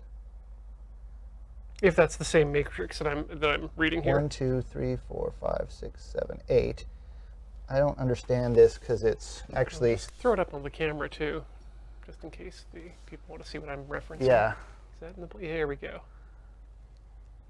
So on here, it looks like there's only 8 total, but they're side by side instead of. Okay, that might be a different bank then.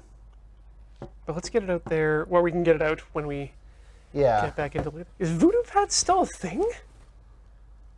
There's an ad for there's an ad for VoodooPad on the Geekbench. So it is working, but it is obviously heated.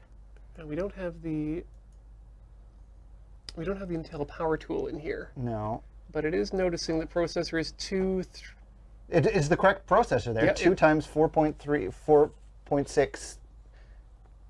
4.6. It is noticing, one of the RAM chips isn't in either. See? Okay, well, it's showing 5 gigabytes of memory. Interesting. Let's see. Let's just take a picture of the LED strip there. Yep, that one of them is showing as empty. Number 5, I think. Okay, so I will take a picture if I can get a decent picture. Just enough so that we can tell which one is not on. It's tough to tell, but in this picture, it could be the top or the middle one, but I know it's the second from the top. Okay. Okay, so why don't we shut her down? If it is processor B, it probably means Geekbench is interrupted. Yeah. Later. Try again. There we go. And light to go off.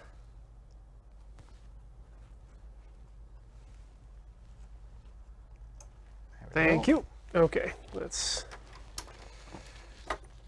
decable this. Flip her down. So. All right, coming back around the back side here. Yeah. So I'm not in the shot. It's Well, the at one least problem my with, butt isn't the major part of the shot. It's the one problem with doing projects on stream like this. Yeah. So on here, You see how there's 8 lights there? Oh, It's the second from the top closest to the heatsink. I see that. So I'm guessing,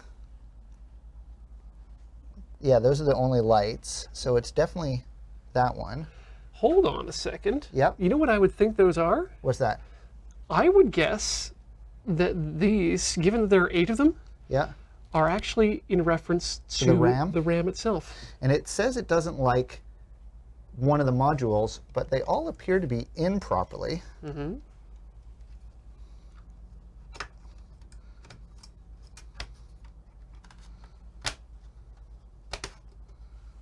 I actually had this exact problem when I was testing these RAM modules last night before I brought it down. But it was, one of these was not properly closed, and they all appear closed, so I don't know what's up with that. It's possible that one of these modules is bad. Do you want to just swap one of the NAND Well, module with another? I do, but I also am worried that it is actually the processor that's too hot. But now that I've reseated all of these, so Yeah, I was suggesting the LED was in that part, which is a different part of the motherboard. although that might just, is this a, I think we're looking at this is a different 5, banks. this is a 5.1 though, 12 core, which is what we've got. Randomly resetting. It only includes a red light shining brightly underneath the first hard drive bay. Oh yeah, that is definitely a different part. definitely different This is the bank. daughter card. Yeah. Red light. So if we, yeah, you put daughter card in your search actually, but red lights, RAM board, processing warning lights. There we go. I They fixed called it. it a RAM board. View the answer. Which LEDs are red? Dionist LEDs, MacPro logic board has a set of LEDs. To read LEDs 1, 6, 7, and 8, you must press the diagonal LED, which is adjust the LED, which, okay. Power supply. Using a nylon probe tool. Okay. Indicates the presence of a trickle power required of the logic board to begin the startup process. This is not super helpful. No. Also, where is that button? I don't see one. I don't see a button anywhere near the lights there. All right, let's do the thing that you do when you use DuckDuckGo and put a bang G in front of it. To do See a what Google they- search.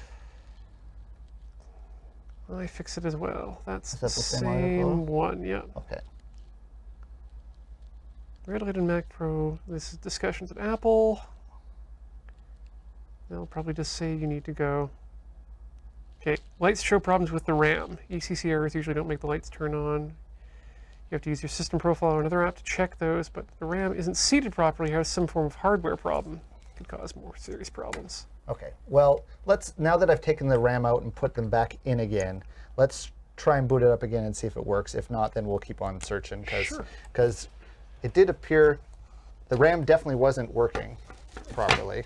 So My thought was maybe to swap a couple between the banks. Yep. Just to see if it's a bank itself that's the issue. And I could also just try and boot with one module in each to see if it'll boot up with that. Or I could put in the fresh new RAM that I have as well, Could work right? too, yeah. Okay. So, got those plugged in, good stuff. Need the power, Yeah.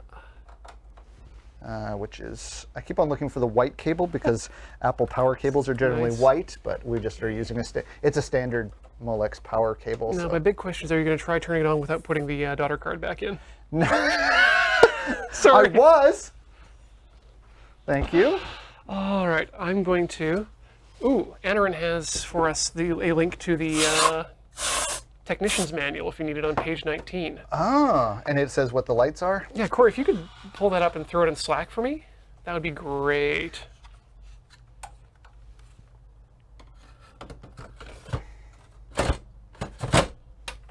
Yeah. Okay. And we can just leave it sitting Yeah, sideways. that's true. It's fine. All right, come on back.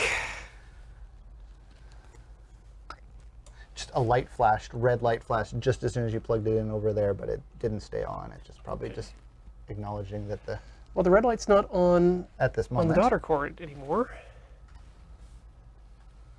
Now it's back again. It is. Same one. Okay. So we'll just see if that RAM module is visible. If it is, then it's not the RAM that's the problem. It's the... Thank you, Paul. Here, and I'll get my butt out of the shot again. Great.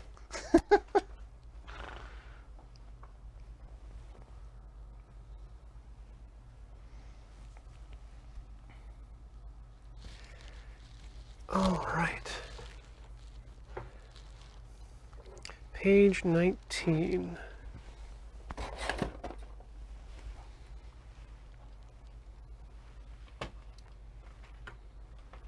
Oh, that's the lid for the Arctic silver paste. I should put that back on. Why is the mouse not working? Did I? That's interesting. Oh, yeah. So those LEDs literally are just for the DIMM modules themselves. Oh, interesting. Yep. Now I'm wondering if a problem with the processor would cause the RAM not to work. Very doubtful, but Yeah. troubleshooting memory LEDs. Remove both DIMMs identified by the LED sets. Set DIMM 4 or DIMM 8 aside, and reseat DIMM 3 or DIMM 7.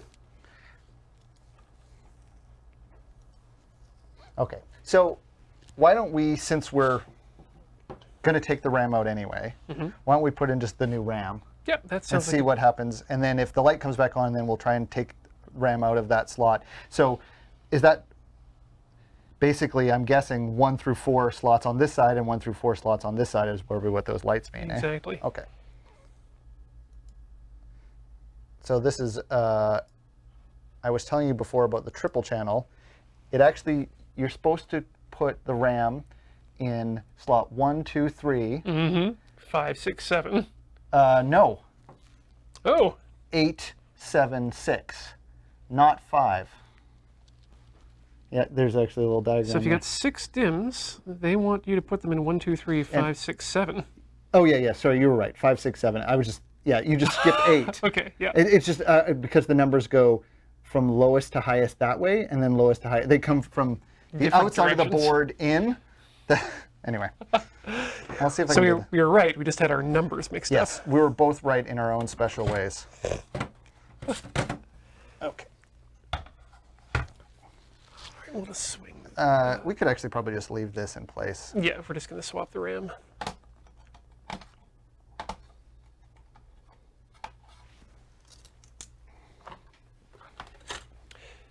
So yeah, so I don't know if you can see. No, you can't actually see, but there's on here. There we go. Corey's coming around to adjust the camera for us. I've got it actually pretty close into the shot there. There's 4 RAM bays on both sides, and they go from 1 to 4 here, and from 5 to 8 here. You're supposed to have them from the outside in on both. If you're doing a triple channel, you're supposed to leave number 4 and number 8 blank. It is. You want them filled up in each bank matching the other. Yeah. So the light was showing, I believe, the bank 6 was the problem. So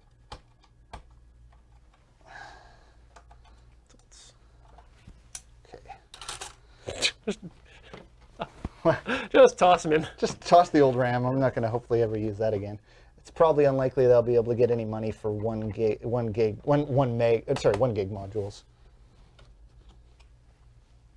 Wow, that's a lot of chips on those. Yeah.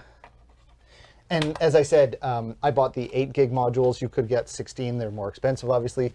I didn't think I would need 96 gigs of RAM. I thought 48 was already. Make sure I didn't actually put that in wrong. I did. I almost pushed it in Ooh, with the ow. wrong.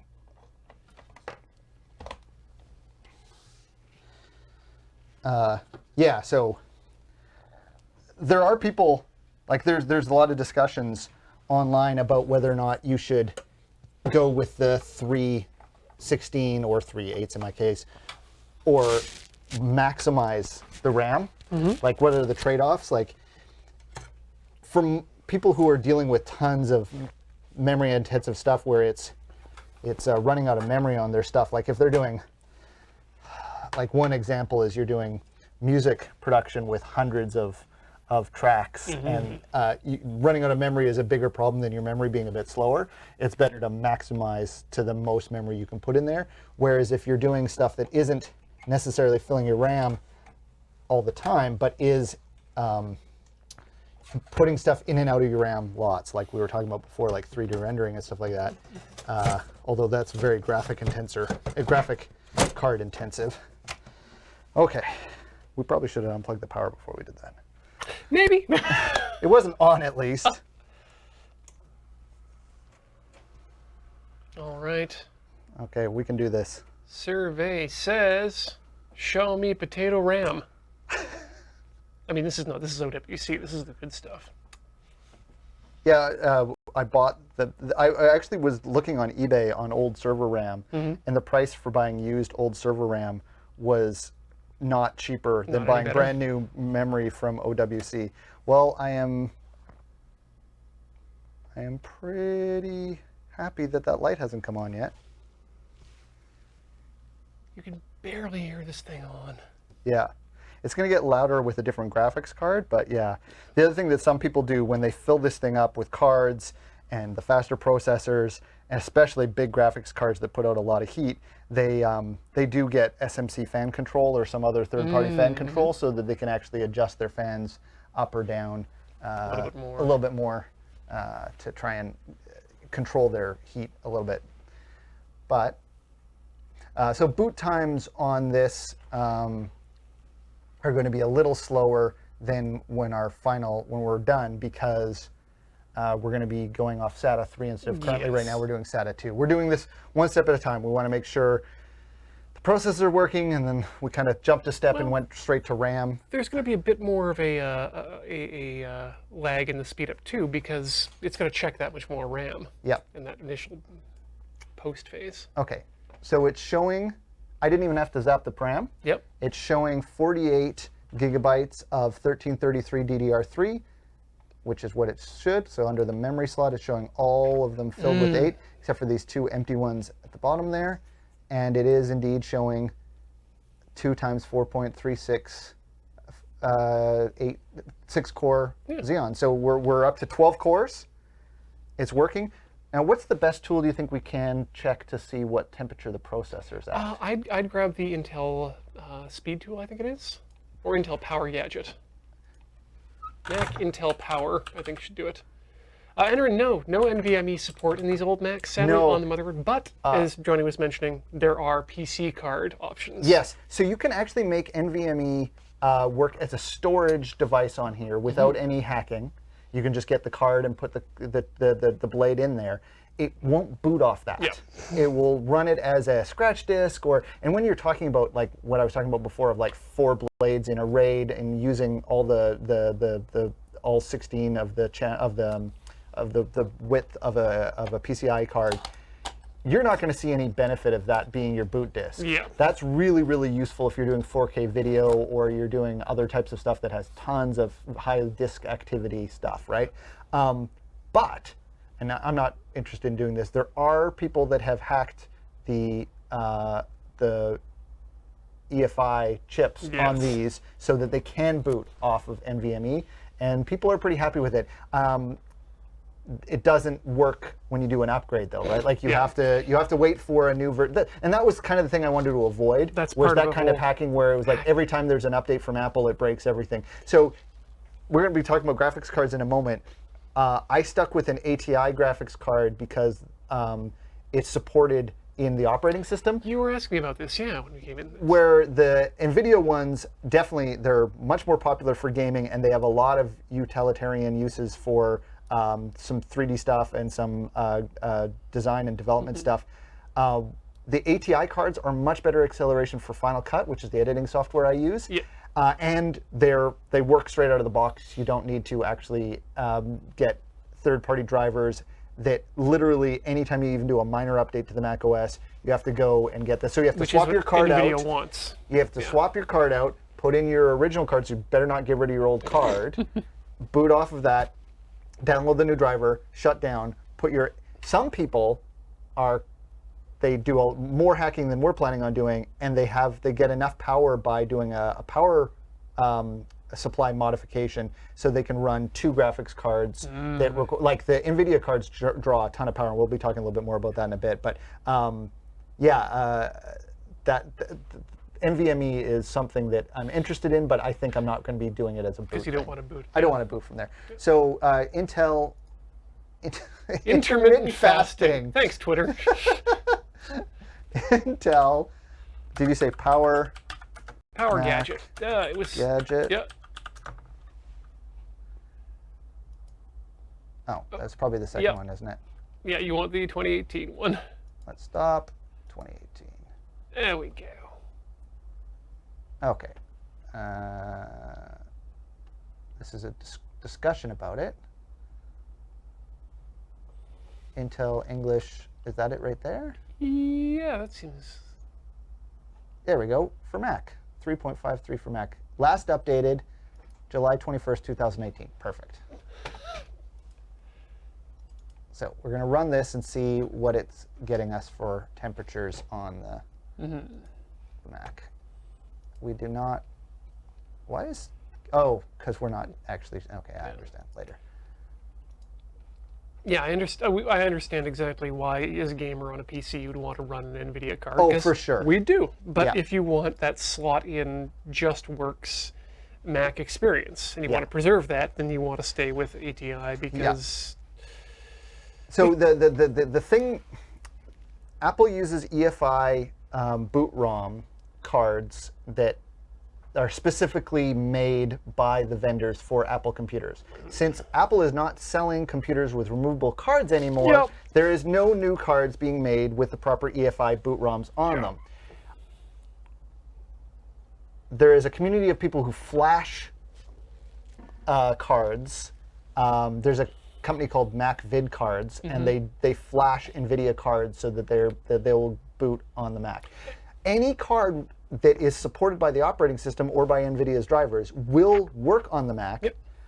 They will not necessarily give you the boot screen. No, they work very slowly because, as you say, anytime Apple issues an update, I have to download the new drivers from NVIDIA or wait until they're available. For your Hackintosh, right? Exactly. Whereas on the Mac side of things, if I have a Apple shipped video card like this 5670 that came with this, it has the Apple EFI boot ROM on there, and so I see the Apple logo at the beginning and the boot, and then it takes me to my login screen. I have this turned to set to auto login just to speed things up for us, but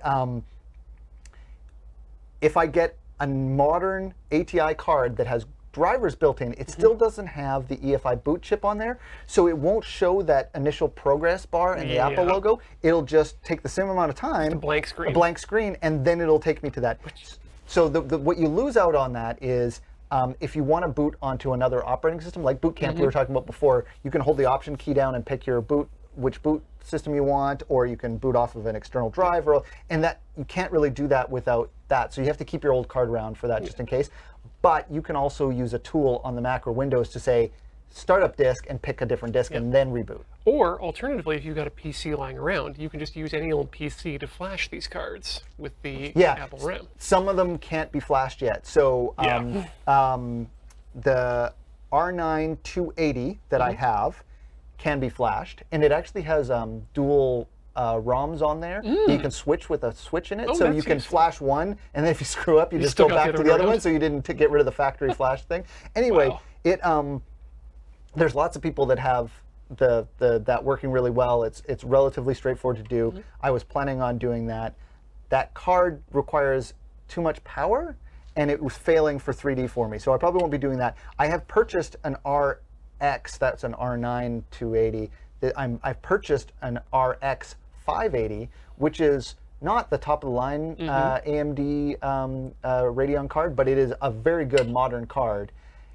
Apple last year, I believe, came out with, for laptops and Mac Pros, they came out with a development kit for AR and VR that had a graphics card in it that you could use for development, because the graphics cards that were built into Macs weren't good enough for doing it. And it was in a Thunderbolt external case. It was in a Thunderbolt 3 external case.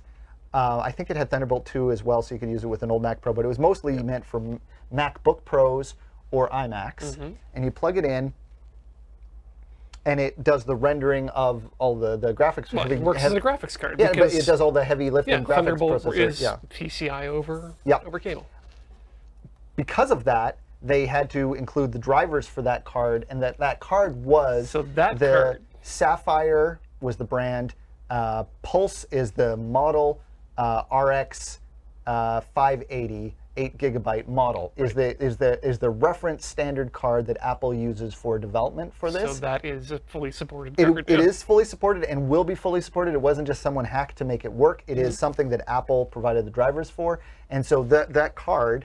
I bought one of those, but I bought it on eBay, and it's on a boat from China, and it will probably be here at the end of September. So we're not going to be putting that card in today. We're going to be putting in a different card, but we're going to be putting in either an RX, R9 280 or 270. I can't remember. Okay, so let's install this thing just to see what our temperatures are at, and then we'll do the graphics. Multiple CPU packages not supported. Awesome. Right, iStat menus it is. iStat Mini is kind of like, it's classic. Wow. Intel sold a lot of dual processor machines. Yeah, I guess you'd not to think consumers though. So Oh, that's... iStat menus, right? Yep. They've changed their logo. God, that's amusing. Not server, probably the first, or iStat Mini, right? Minis or iStat View for Mac? yeah, it's going to be either mini or menus. I think mini's probably what we want. Yeah, I think so. This is the one I've used in the past. Does this cost Because money? that's a little app. It's $3. Huh. Grab iStat menus then, because I know that has a free trial. Okay. I don't mind paying $3. I just don't really want to waste everyone's time of me putting my credit card information. Yeah. And also, I don't want to do that on stream. Download from the App Store. Oh, that might be. It's $10. Okay. So that's view. Is that menu? Oh. Thank you. Sorry, I clicked the wrong one. That's okay. Download. There we go. Hey. I just want you to tell me my temperature. Please, nurse. Am I running too hot? Please, nerds.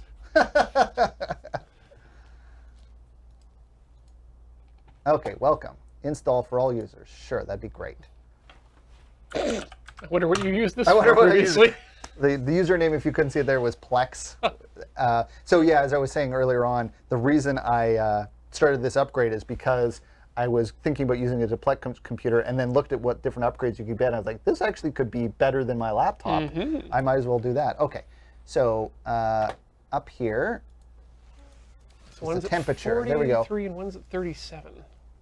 Oh man, that's not bad at all. So I don't know what relative to proc hot is, but still, these are all well within the range of the temperatures. Like, as I said, Yeah. if you get into like the high 90s, that's when you need to be worried. And these are all, the highest temperature here is 65, but yeah, I'm not too worried. Yeah, and I think that's just, if anything, that's probably due to your...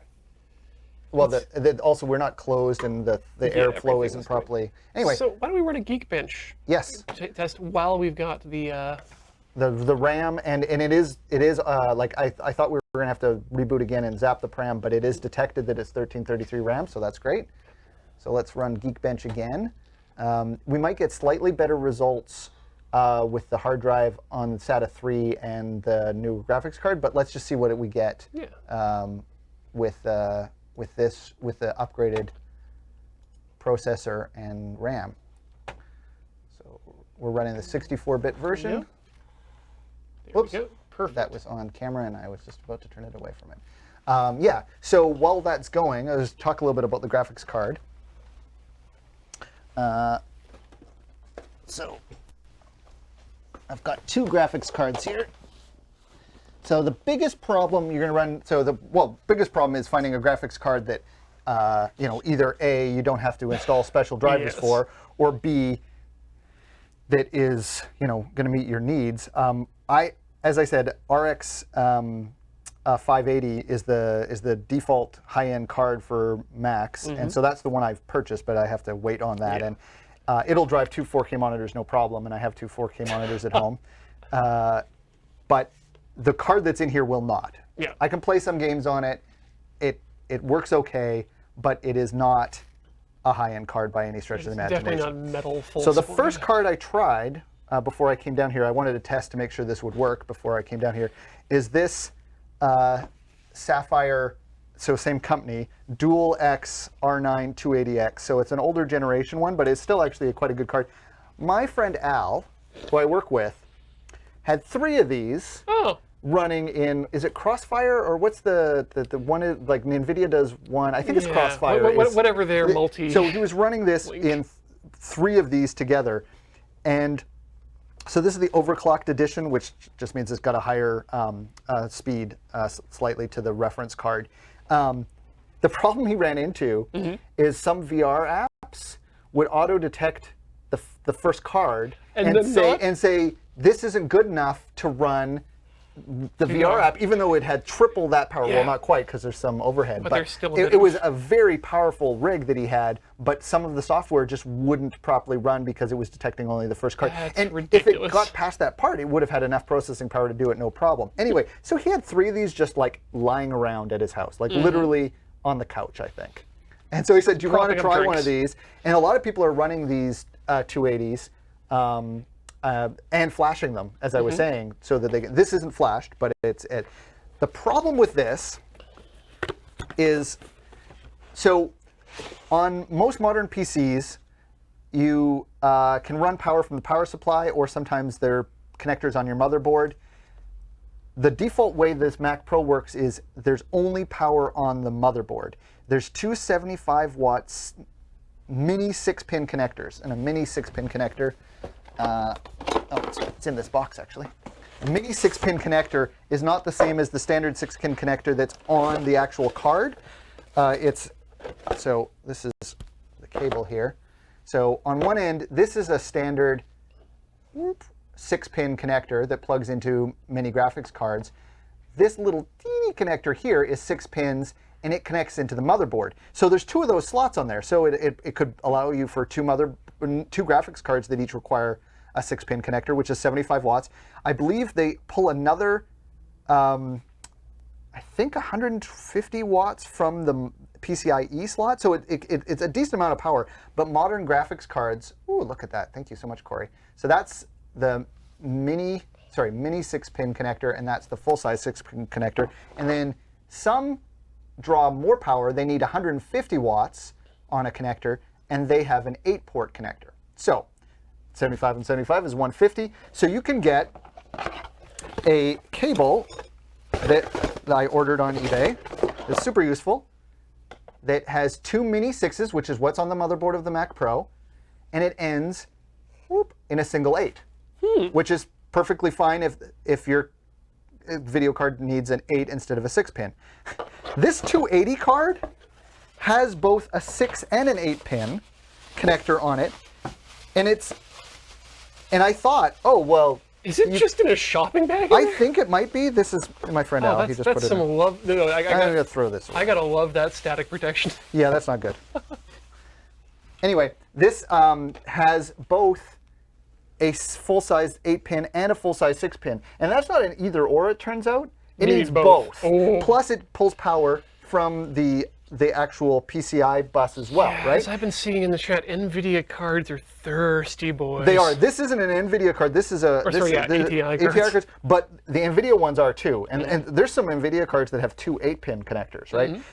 There's not enough power on this motherboard to do that. So what some people do is they buy another power supply and plug it in there. The other thing you can do is, as I said, this is a 1,000-watt power supply. There's more power in the power supply than is going to the motherboard. There's some hacks that you can to put splicers on the power cables. It's called the Pixeless Pixeless mod, I think. And I was considering that. I really don't want to do that, but I was considering that. But I was hoping to find a method that didn't require me to have to like touch wires. Yeah, yeah, cut wires and that sort of stuff. So what I thought is I could run those 2 6 to an 8 and put it in here. It was not enough power. It wouldn't come up. Wow. So, discussion forum I was on said it's strange that because it's the same amount of power regardless, you can actually do a 6 to 8 adapter which is that's what this is here. So this is a 6 to 8 adapter. It's still just pulling the 6 power, and plug that into your 8, and then just a standard 6-pin mini to a 6-pin full for the other, and it'll power, and it totally powers. It works. Everything seems fine until you play a 3D game. In which point it just tries to suck more out and says nope. Yeah. So the strange thing is the newer card, the 580, just requires 1 6 and 1 8. Yeah. Sorry, just 1 8. That's all it requires. So I just used my 2 6s to an 8, and it powers it no problem. Hopefully, that's what everyone says online. So I'm looking forward to getting that card. So I can't use this card for 3D stuff. I could use it for 2D stuff. It drives both my 4K monitors. Although on the Mac, HDMI, it only supports 30 hertz over for 4K on HDMI. The DisplayPort will support 60 hertz over 4K with 4K. The new card I'm getting has 2 display. Actually, it has 3 display ports. This one has 1 HDMI and 1 DisplayPort. So it probably just has an older version of the HDMI protocol, which doesn't have enough bandwidth for the. I think you're right. I have heard people say that even a card that has the newer HDMI on it, the Mac does not recognize it, and it still considers it and so then you have to install like SwitchRes Pro or something like that. What about Dual Link DVI, which it looks like that has as well? Dual Link DVI does not support 4K 60 hertz, I don't believe. Yeah. So anyway, I may end up, if this other suggestion that I have, the way to work this, if it doesn't work, then I may just put this in so I have 2D graphics. But the other possibility of getting power for this without hacking everything is you could lose one of your ATI sort of SATA ports and use one of the SATA power. Ooh, you can get a SATA power to 6-pin connector and use that. There's nobody in town that sells them, and so I haven't ordered one, and it wouldn't get here in time. So what I'm going to do instead of all of this stuff is I have another graphics card from the same guy from Al. He had he's got an Atari. Not an Atari. He does have Ataris. He's got an Amiga that he was using this card in, which is slightly older than that. It is it's an R9 as well, and it's a 270X instead of a 280X, and it draws less power. Should we check these scores here? Yeah, I did make sure to write down the scores. Thank you for doing that, because I totally forgot to. Yeah, so we were looking at our original single core performance. Yes. With 2190. So it went up about 800. Yeah. 700. Multi-core, we were at 14429. Wow. So we've jumped up by 10,000. To 25. So that is a considerable boost in processing power. 10,000 geek benches. So this looks new, but I'm sure it's heavily used. Oh yeah, needs good blowing out. So this one has 2 6s on it, which I can do right off the motherboard and don't have to have another thing. Well, that's good. Again, this will, it should boot right up and not need any drivers installed, but it will not show me the boot screen. Like I'll have to do that. Until you flash it. Until I flash it. I don't know how easy it is to flash this. I haven't really looked at this because this wasn't even a card that I was contemplating until this morning. On my drive up here, my friend's like, well, I've got this 270 that you could try instead. And so that's what we're doing. So we're going to shut the computer down and switch the graphics card in and make sure that this works. And yeah, experience from previous shows has taught me that flashing things on stream is not a last-minute thing to do. Well, and also sometimes it can take a while, and so it's like, this is not great television of just watching something slowly being done. So I'm going to take out the, I'm not going to put in all the cards right now. I'll just, even though, we could easily do this, and if you were doing this at home, I probably wouldn't bother doing one card at a time. I'm being a bit more careful and just kind of talking about each part, but okay. So we do need to fill a little time. Not much, though. We're down to about 45 minutes before Rhythm Cafe. Okay, well then I will, so I'm going to unplug the computer and of course also unplug the graphics card, because that is what we're taking out. You. So can we, we can see, great. I just make sure not to stick my head in the shot. Corey's been an absolute hero on the... Corey, you've been doing amazing. On the... Not that I'm surprised by that, because Corey was amazing on Desert Bus on my team. Okay, So this card here, it's got a 6-pin power here. It's got a little tab, and you just depress the tab and pull it out. Yank. And then, as I was talking about briefly before, we need to Unlock the that. case. This has just thumb Lovely screws, thumb screws. and then you can use it's got a Phillips connector in there, so you can get your Phillips in there if you have trouble getting your finger in there, and that just pops out. Yep. And then Solid piece of metal. This- Again, spring-loaded screws. Yep, I love those. And the card itself is held in by this plastic fan guard, which I Is didn't realize it? at first. It also, I don't know if you can see here, there's a metal bar. Here, I'll move that out of the way. There's a metal bar that locks in place. If you can see on the graphics card, there's this little hook. Oh yeah, so rather right than there. the plastic thing that you The get metal, most. yeah, you don't have to, you just actually put it in and it locks in place. This whole mechanism slides back. As you can see, while I did that, it freed the back of the card, Yep, but and also also the metal moved this bar. metal bar about 2 centimeters over, which is enough to clear it. It also handily has the numbers here, so you can line up if you've got long cards. The only long card I have is the graphics card. I remember when I was first talking to you about this, one of the things that struck me that you said, Ian, that was really, I think, apt, was that you called this like a Mustang of computers. Right? Like this is the kind of computer Yeah. that is a cool computer to upgrade and keep around like a classic car, and it still performs on the road. Sure, it doesn't have like all the same things that a brand new car has, but you can put a lot of the things. You can put in a nice radio. You can put in better brakes. You can put in. But it's all open. You can get in there Yep. and get your hands dirty. You can actually work on it. So this is the first 6-pin connector. I need the other one here. So the small end goes into the board. Again, the tab is on the top here. So I just put that onto the board and make sure that those are both firmly in there, and then kind of pull those out of the way. I'll hold those there for you. Thank you. While I'm at it, I'm just going to pull out these FireWire cards because they don't actually need to be there anymore. So we'll get those out of the way. So the graphics card, if you haven't done this before, it's a little like the first time you do it, there's these 2 pins here, connectors here, there's slots for them on the end of at the end where the I/O goes, and you just line those up and just make sure you don't push too hard. Get in And there, there's 2 solid. screw holes in here that I can line up, and those look good. And that's in there properly. Then I just lock that in place, and now the card's in. And That's then, so much easier than trying to jam your thumb underneath to get that plastic tab. yep. Now I think these are upside down. Now the way you can tell is, Well, the nice thing about these is that they only go in one way. oh, I did not have my card in there very well. So We might want to get we'll that put this there in first. Yeah. Like you can do this the way I just did it, but you have to hold with the other hand, and that. So the way this works is the long end goes towards the top. You just put the short end into it. There's a little latch at the back, and then you push it forward to the latch at the front. And I find sometimes it's a little awkward getting these screwed in, just because it's sometimes hard to push against the spring while turning it and getting it right in the exact screw hole. So what I've generally found is screwing out is, oh, there we go, I got it actually. Screwing out can be a little bit, it can be super easy, but screwing in can be a little bit more difficult, and sometimes I just use a screwdriver so you can apply pressure on top. Are you turning what I'm saying into something dirty in your head?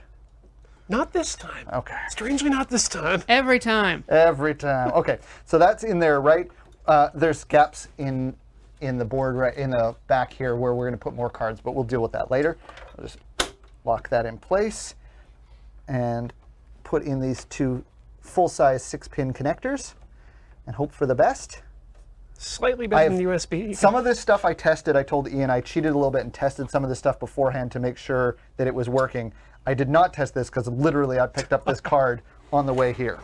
So we are not going to be able to see the Apple logo when this goes on, Yes, then, correct? it's going to not show anything for a moment, and then the first thing you'll see pretty much is just if we had auto login turned off, it would show a login screen would be the first thing you saw. But since I have auto login turned on right now, it'll be just the desktop popping up. Is jump what right we'll into see. desktop. Yeah.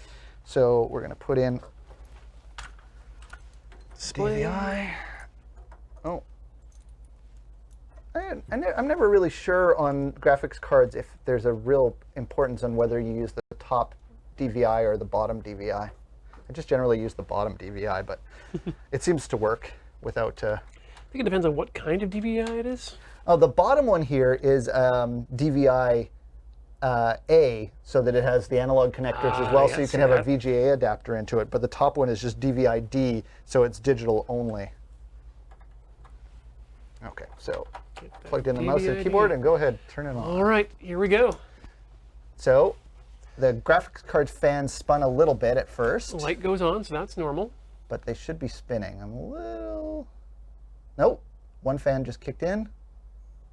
The other one hasn't yet, but maybe it will. Okay.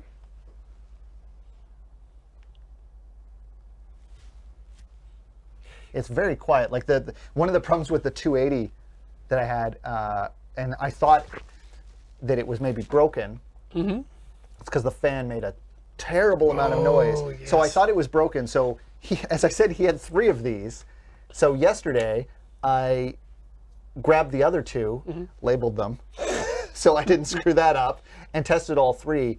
And the other 2 were quiet, but they did the exact same thing where they behaved themselves until I launched a 3D game and then would crash. The other problem is that without a spinning disc, we can't even hear if it's booting, but it looks like we're good. Yeah, there we go. Up and running. Okay, so we'll just see about this Mac. See, it might not properly detect what kind of card it is. Yeah, it says 7XXX with 2 gigabytes of storage is what it says. But that's fine. That's fine. Yeah. So the RAM is showing correct. The card is recognized.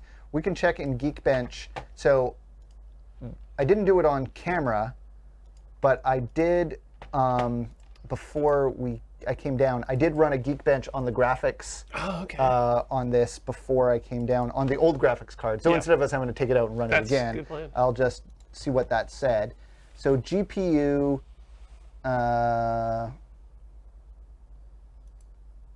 Oh, that's the R9 280. Oh, maybe I didn't. Maybe I'm dumb and didn't run it. But maybe it's in the overall MacPro. No, it isn't. Okay, so we're not going to be able to compare the graphics speed there. But we still have a bunch of stuff left to do on this. So the graphics card is working. I guess what I should quickly do, just to make sure that the 3D doesn't fail like it did with the other card, is I'm just going to quickly launch a Steam game. And while I'm waiting for that to drive, no, it came up right away. Okay, so we'll just launch Steam. Oops, wrong keyboard. Although I probably could have just put the name of the game, shouldn't I have? Maybe. That assumes that you're still logged into Steam. Wi-Fi is still working. Oh yeah, we still have the Wi-Fi thing. Oh, okay. Maybe we should consider that to be the next one. Yes, I think you're right. So City Skyline. So what was happening in City Skyline is when I would launch it, it would be fine for a few seconds, and then as soon as I moved the camera around, it would lock the computer up completely. Yeah. So I'm hopeful that it doesn't do that. Is it actually launching there in the background? It is. So I'm just gonna quit. Oh no, fine. I'm probably not gonna have to worry about quitting as many apps going from 6 gigs of memory to 48. Oh yeah. I've been rocking 16 at home recently, and it's. Yeah, I use 16 on my laptop. I was able to convince them when they bought my laptop to get the 16 instead of the 8, and it is probably completely fine. Okay, that's just That's a normal error. a normal error. So I'm just going to continue. Yeah, while that's going, I'm going to get out the stuff for doing the Wi-Fi, which, as I said, is the second most difficult thing we're going to do, and hopefully it won't take that long. There's the instructions you can have a quick look at. This is something I'm familiar with, not necessily. Have you done this on a computer, Hackintosh? But I've oh boy, did I do this on a Hackintosh. Oh, thank God! I was. This is, as I said, the processor I was a little worried about. This, I have no idea what it's going to look like. Basically, what I think needs to happen is we need to pull out the old card and replace it with this card, and then we need to run a cable extension so that the Bluetooth, which normally plugs in on a different Bluetooth card, is now actually on the Wi-Fi / Bluetooth card together. So you need to bring the cable back to this one. So the instructions look relatively straightforward, but I just they say some you know, a little bit worrisome things like the cable is very brittle. Make sure not to break it when you press on it and stuff like that. I'm always confused by Apple's choice to use custom USB to connect their Bluetooth on the internal. It's an odd choice. Yeah, and for when these cards first came out, so this is going to add AB, right? That's the newest Wi-Fi, Yes. and Bluetooth 4. The old way they used to do it is you had to run a USB cable out of your computer and plug it into the USB port for power. Yeah. Now they've come up with an adapter so that it'll actually Weird. work. Yeah. This cable connect extender is very interesting. Yeah, it looks a little finicky. Okay, so it is not crashing. Well, that's good. Yeah, this looks good. Like, the frame rate looks good, and the resolution looks good, and it's not crashing. Go into the city. Okay, this is all good. Okay, so I'm fairly confident this is going to be able to work for me to do 2D and 3D stuff until the newer, faster card arrives from Slowboat and from China. Okay, so we're going to... Actually, once you're done that, let's bring up the menu too for iStat menus and see what Sure. the temperature is looking at. Good idea. To desktop.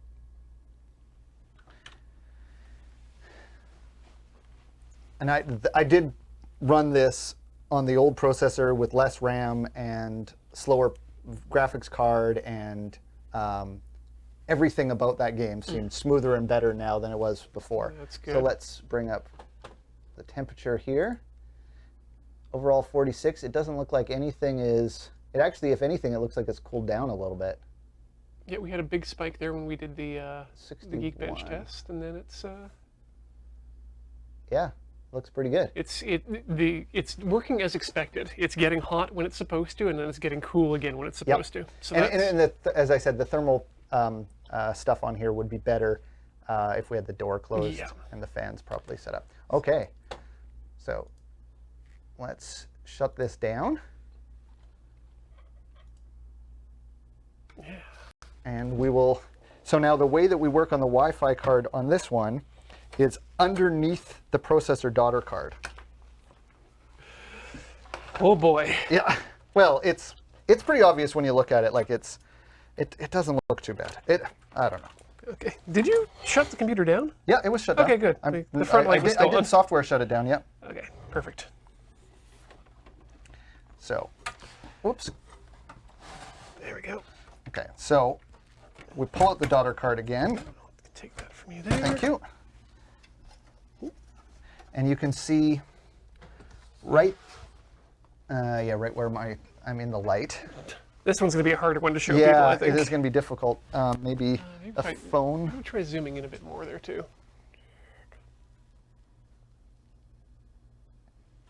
That's going to be still tough to do. No, it's the other way.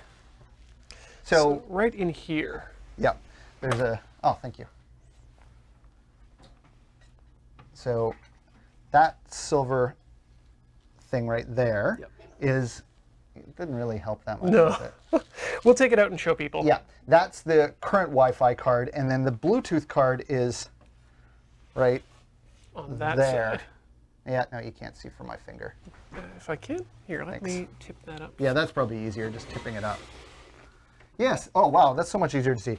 So Wi-Fi card there, Bluetooth there. So we're not actually going to be using this Bluetooth chip, we're going to actually be connecting the cable from here to this area here, and this whole card's coming out as being replaced by a new card that has Bluetooth as well. Yep. Okay, so let's see what the instructions say to do.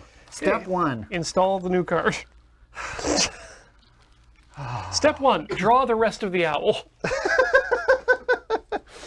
Okay, okay. Step 1.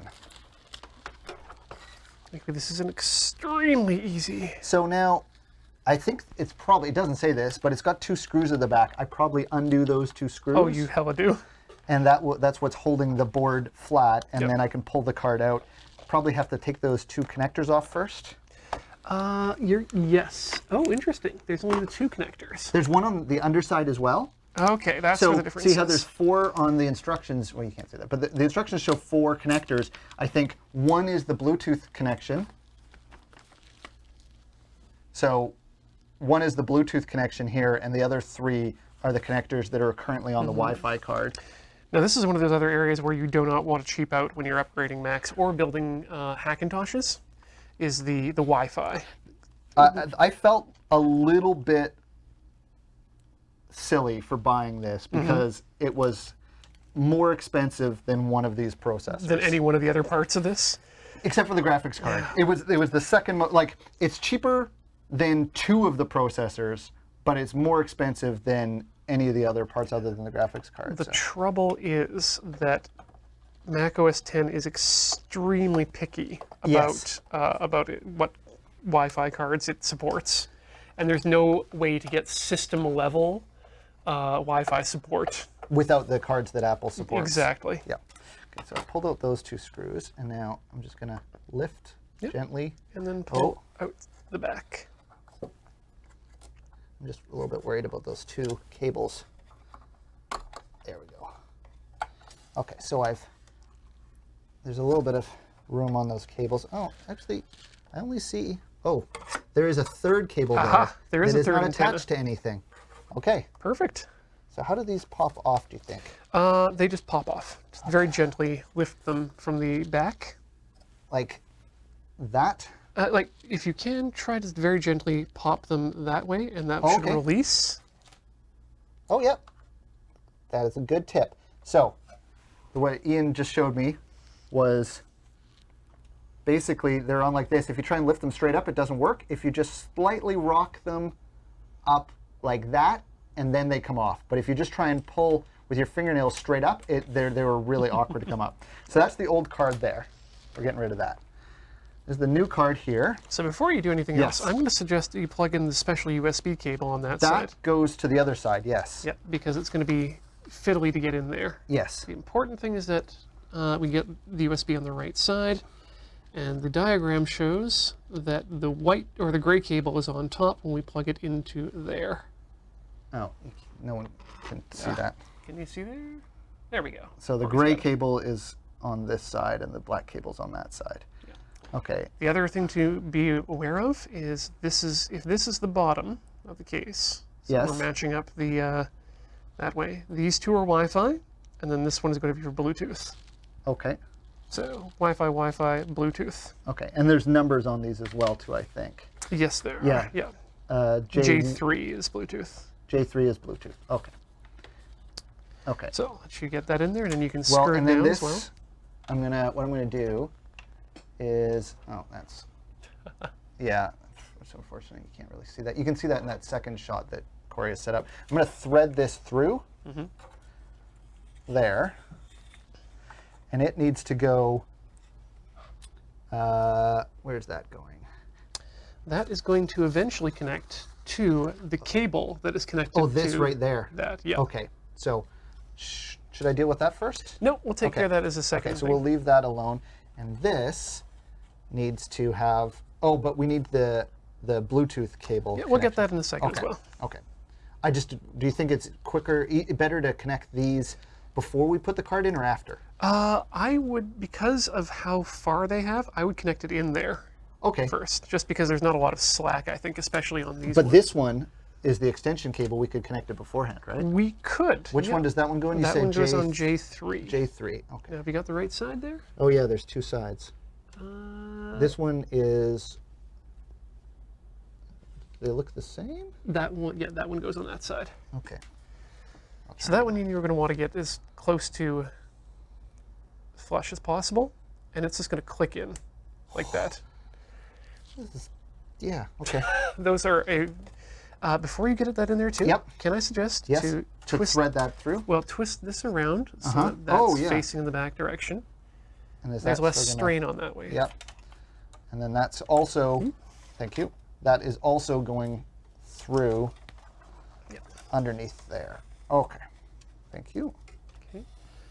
And now before anything else, Yes. let's make sure to take these The plastic container well, off. the plastic off, Yeah, which I think just pulls off softly. Yep, there we go. okay. So now these are labeled 1, 2, and 3. And it doesn't actually really matter which one is which. Really? Yeah. That is terrifying to me. We want to make sure they're held out of the way while we get that cable in. Okay. This is a multi-hand Yeah. process. You got it plugged in? Nope. Okay. It fell in, but it didn't. There we go. There. And now I can screw that in. Mr. SVD, I believe, I agree with you. Wi-Fi is mainly just for toys. Yeah. Except when you're running a Mac and you want to run Okay, the crazy, you can let your finger out. the crazy auto login stuff. Yeah. Having it log in with my watch and sharing clipboards between my phone and my iPad and my computer is awesome. All the fun stuff. So I guess I'll just do it 1, 2, and 3. Yep. I kind of feel like I should have tried to put these on before I screwed it in place, but let's... Oh, that one clicked into place. I find they're easier to click into place when you only When have to yeah. push one side. Oh man, it is a little challenging because of the way these wires are here to get this on here without, because you can't get your finger under. Oh, you're gonna have to. There we go.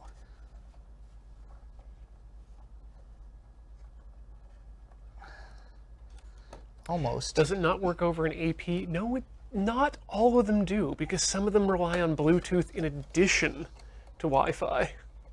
Yeah. Like I bought a cheapo Wi-Fi card for as a PCI plugin for my Hackintosh from not from Alibaba but from another Chinese site, and the Wi-Fi ended up not working. Oh really? And so I get some handoff stuff through by the Bluetooth, but not everything. Oh, that's too bad. Yeah, I thought about a PCI version, but I wanted to have as many of my PCI slots free as I could, since there's only 4 slots on here. Yeah, and you want a capture card. You need a graphics card because there is no on board graphics at all, even if you... Okay, this is a really finicky... The second one here, it's just really, like, I can get it, but the cable, because of the way the cable's twisted, it doesn't want to be flat up against there, so just pressing it against there is a challenge. Should I get have a go at that? Yeah, sure. Thanks. I've Done way too many of these on my Wi-Fi laptop. Yeah. So there's 4 connectors. We did the one for the Bluetooth is the second connector from the bottom. We did the first connector. That was easy for me to do. And then the middle one is giving me some trouble. J1. As I said, there's Just want to make sure there's nothing wrong with that cable too. Okay, it looks... Everything's good on it. Good, okay. so carefully attach the RP SMA cables to the UFL connectors as shown below. Given your MacPro to have 3 antennas and this requires 4. You will need an additional antenna or extension cable. So that's what we're doing, is the extension cable to where the Bluetooth is plugged in. The following picture shows the location of Wi-Fi and Bluetooth antenna connectors.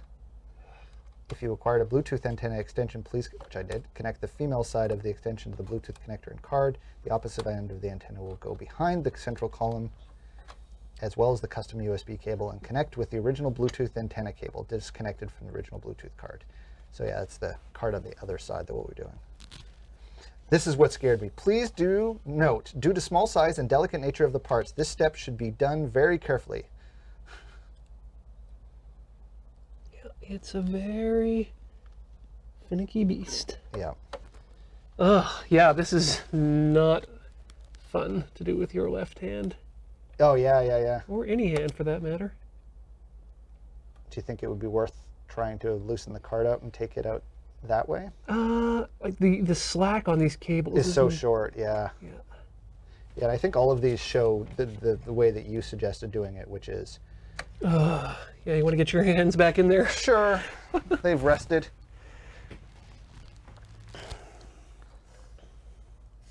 Okay, well maybe I'll try and do this one just to mix it up. Make sure that you're not...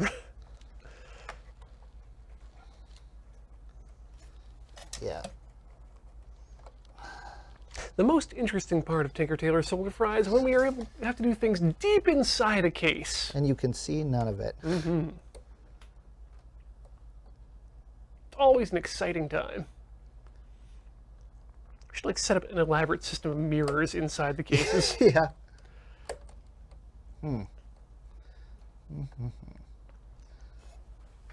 It feels like I need smaller, little teeny hands and like a brighter light. Doo-da-da. Like the first one was so easy, it gave me a False sense of... yeah. I just feel like I keep on trying to do it the same way, and I just need to do it. If you want to try taking it out, don't let me stop you. Yeah, I'll give it a try. I'm sorry, you Ian, said- that was a riff on Scatman, not... I was taking it in my own direction. Hot and dot and doo-da-da. Hot and da. Oh, yeah. Okay. Well, Did everything just get popped off? only one thing did. Okay. The Bluetooth one. But I also managed to get the cable, there we go, kind of jammed underneath there. There's a little bit of slack on these cables, so I feel like, oh, that was so easy. Good. So the one that we were having the most trouble with, just the second one is a little bit more challenging. Yeah, we need an endoscope that we can connect to the board, I think. Huh. This one,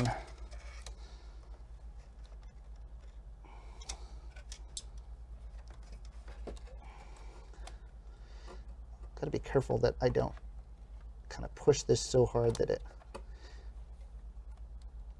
breaks the little delicate end. Why was that first one so easy? Aha, there we go. So that's all the Wi-Fi ones on. Okay. Now I just need to connect the Bluetooth one up, which luckily has quite a long cable. Good. Thankfully, this is a one-time Yeah, I'm installation for this. hopefully never going to, there we go, I got them all on. Okay. Now it's just a matter of making sure I don't knock any of them off As you put it back as in. I put it back into its card slot. So there we go. So for us anyway, even though it seemed like it would be easier the other way, for this card it was easier take it out. to take it out Interesting. and put it in. At least for my fingers. Okay. So the Wi-Fi Bluetooth combination card is in. Now the trick is we need to do the Bluetooth board. Yep. So let's see if I can. For the Bluetooth board. So the Bluetooth board has a single screw. Oh, a really tight single screw that I'm going to strip if I'm Yeah, not actually, careful. you don't need to actually take the card out. Doesn't, from it the doesn't Bluetooth. say take the card out? Disconnect the 4-wire cable from the Bluetooth Okay. and disconnect the. Yeah, you can just leave that in there. Check. It's sitting out there though. It makes me think it took it out, but But I don't think it's actually connected to anything besides screw and those. okay. So I can just leave it. So there's a little. So that connects to this, right? Yes. How does that connect? Like, The way that it will go. so it's kind of T-shaped. Like it's got a tall top and then like the teeth inside it. Your contacts are in the bottom. So let's see if that corresponds to the. Yes, the contacts are on the bottom. So I just need to turn. They're contacts on both sides here. So can I borrow your phone again or something? Sure, just for Bright a light. light there. Yeah. Oop, that's the camera. Hold up. Does it show how it goes in? No. It does have colored cables. I'm going to guess it goes the way that it looks like it's going, like this. Haha. It only goes in one way. Turns out. Okay. Right. So that's the power cable. That is, and we can just kind of push that out of the way. That's power and data. Oh, I thought this. Oh, is it? Yeah, what you're connecting right Oh, now it's the Bluetooth end. is just the actual radio antenna end of it. Okay. Yeah. So again, we just pop that off, and then match these two ends. Yeah, and that one's going to be probably the most difficult one, or the easiest. One of the two. It's going to be not in the middle at all. No. Just either of those things. Huh, yeah. It is because I've got tons of slack on the actual extension cable, which is great, but Virtually none. but virtually none on the antenna cable that is coming off of the other side of the motherboard here. And it is really hard it's hard to explain how small these little round connectors are. Are those connected? Oh, no. Wow. But yeah, this is the part where they say, if you push too hard, you're going to break this. Yep.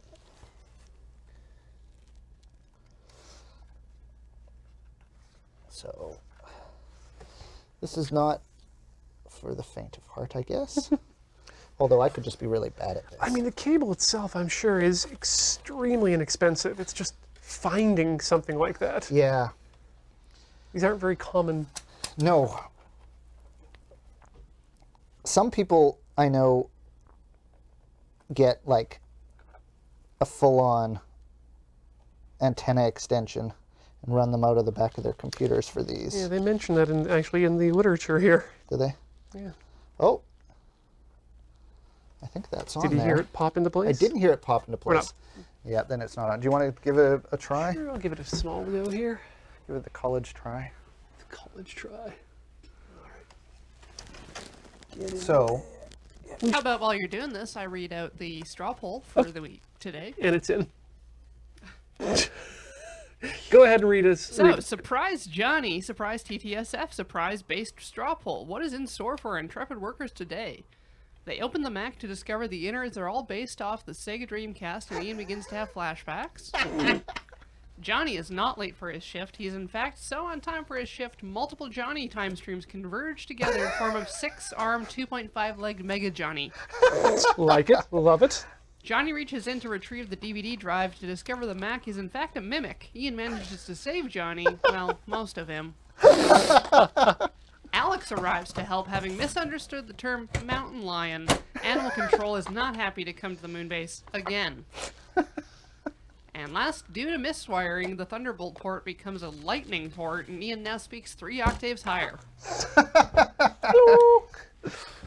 that is one of the things that people are that they cannot get with all the different cards you can upgrade that are disappointing. Is you cannot put Thunderbolt on here because it's motherboard dependent, and the motherboard on here can't do it. So that, although it's hard to get Thunderbolt working on Hackintosh as well. It's also not that useful still yet, but I think this is probably about the last upgrade we're going to be able to get into here today. Yeah, well, just since it's open right now, Yeah. I might as well just do the other ones real quick because it's not, Sure. not that slow. We've got like 13 minutes. Thereabouts, and we've got Can you subs to do too. unscrew those screws and then those screws? Sure thing. So what we're doing is we're unscrewing the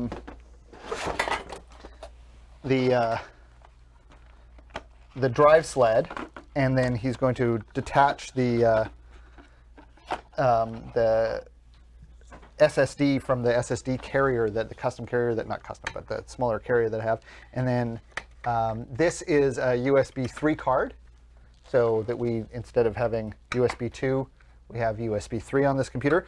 And so keyboard, mice, I've got an external sound card, all these things that don't actually use USB 3, I can just continue to plug into the USB 2 bus of this and just use things that I need high speed for that. So you'll be using those 4 screws to attach those to the card I'm going to give you in a second. Okay. So I'm going to put this, whoops, we need to undo the bracket that's holding these in place.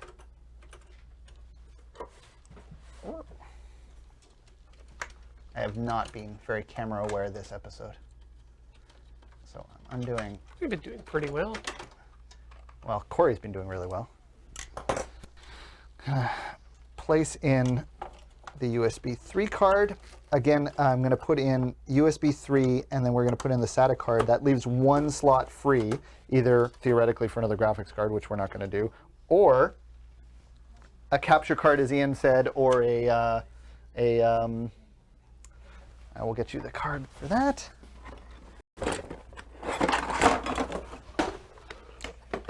Attach that goes to on there. there. This is the Aha. SATA 3 board. Rad. Yeah. And so I'm using those screws for this. Yeah. It just needs Great. a screw in the bottom. This is a rad little card. Yeah. And you can get them from a bunch of different manufacturers. This one is SATA 3, so it means that it tops out at about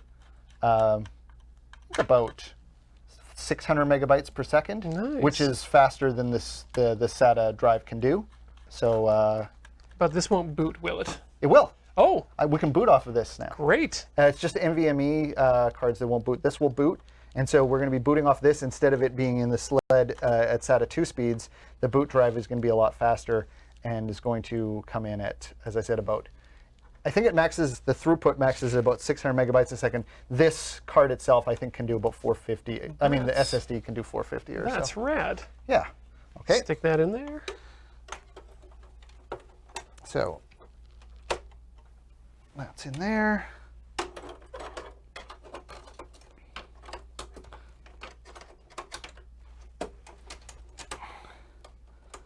Now, I'm going to be really optimistic and close the actual cover on this. That's how Whoa. optimistic I am that I'm not going to have to open this thing up again. Oops, I need to keep this open to put the door on the side. We haven't actually been...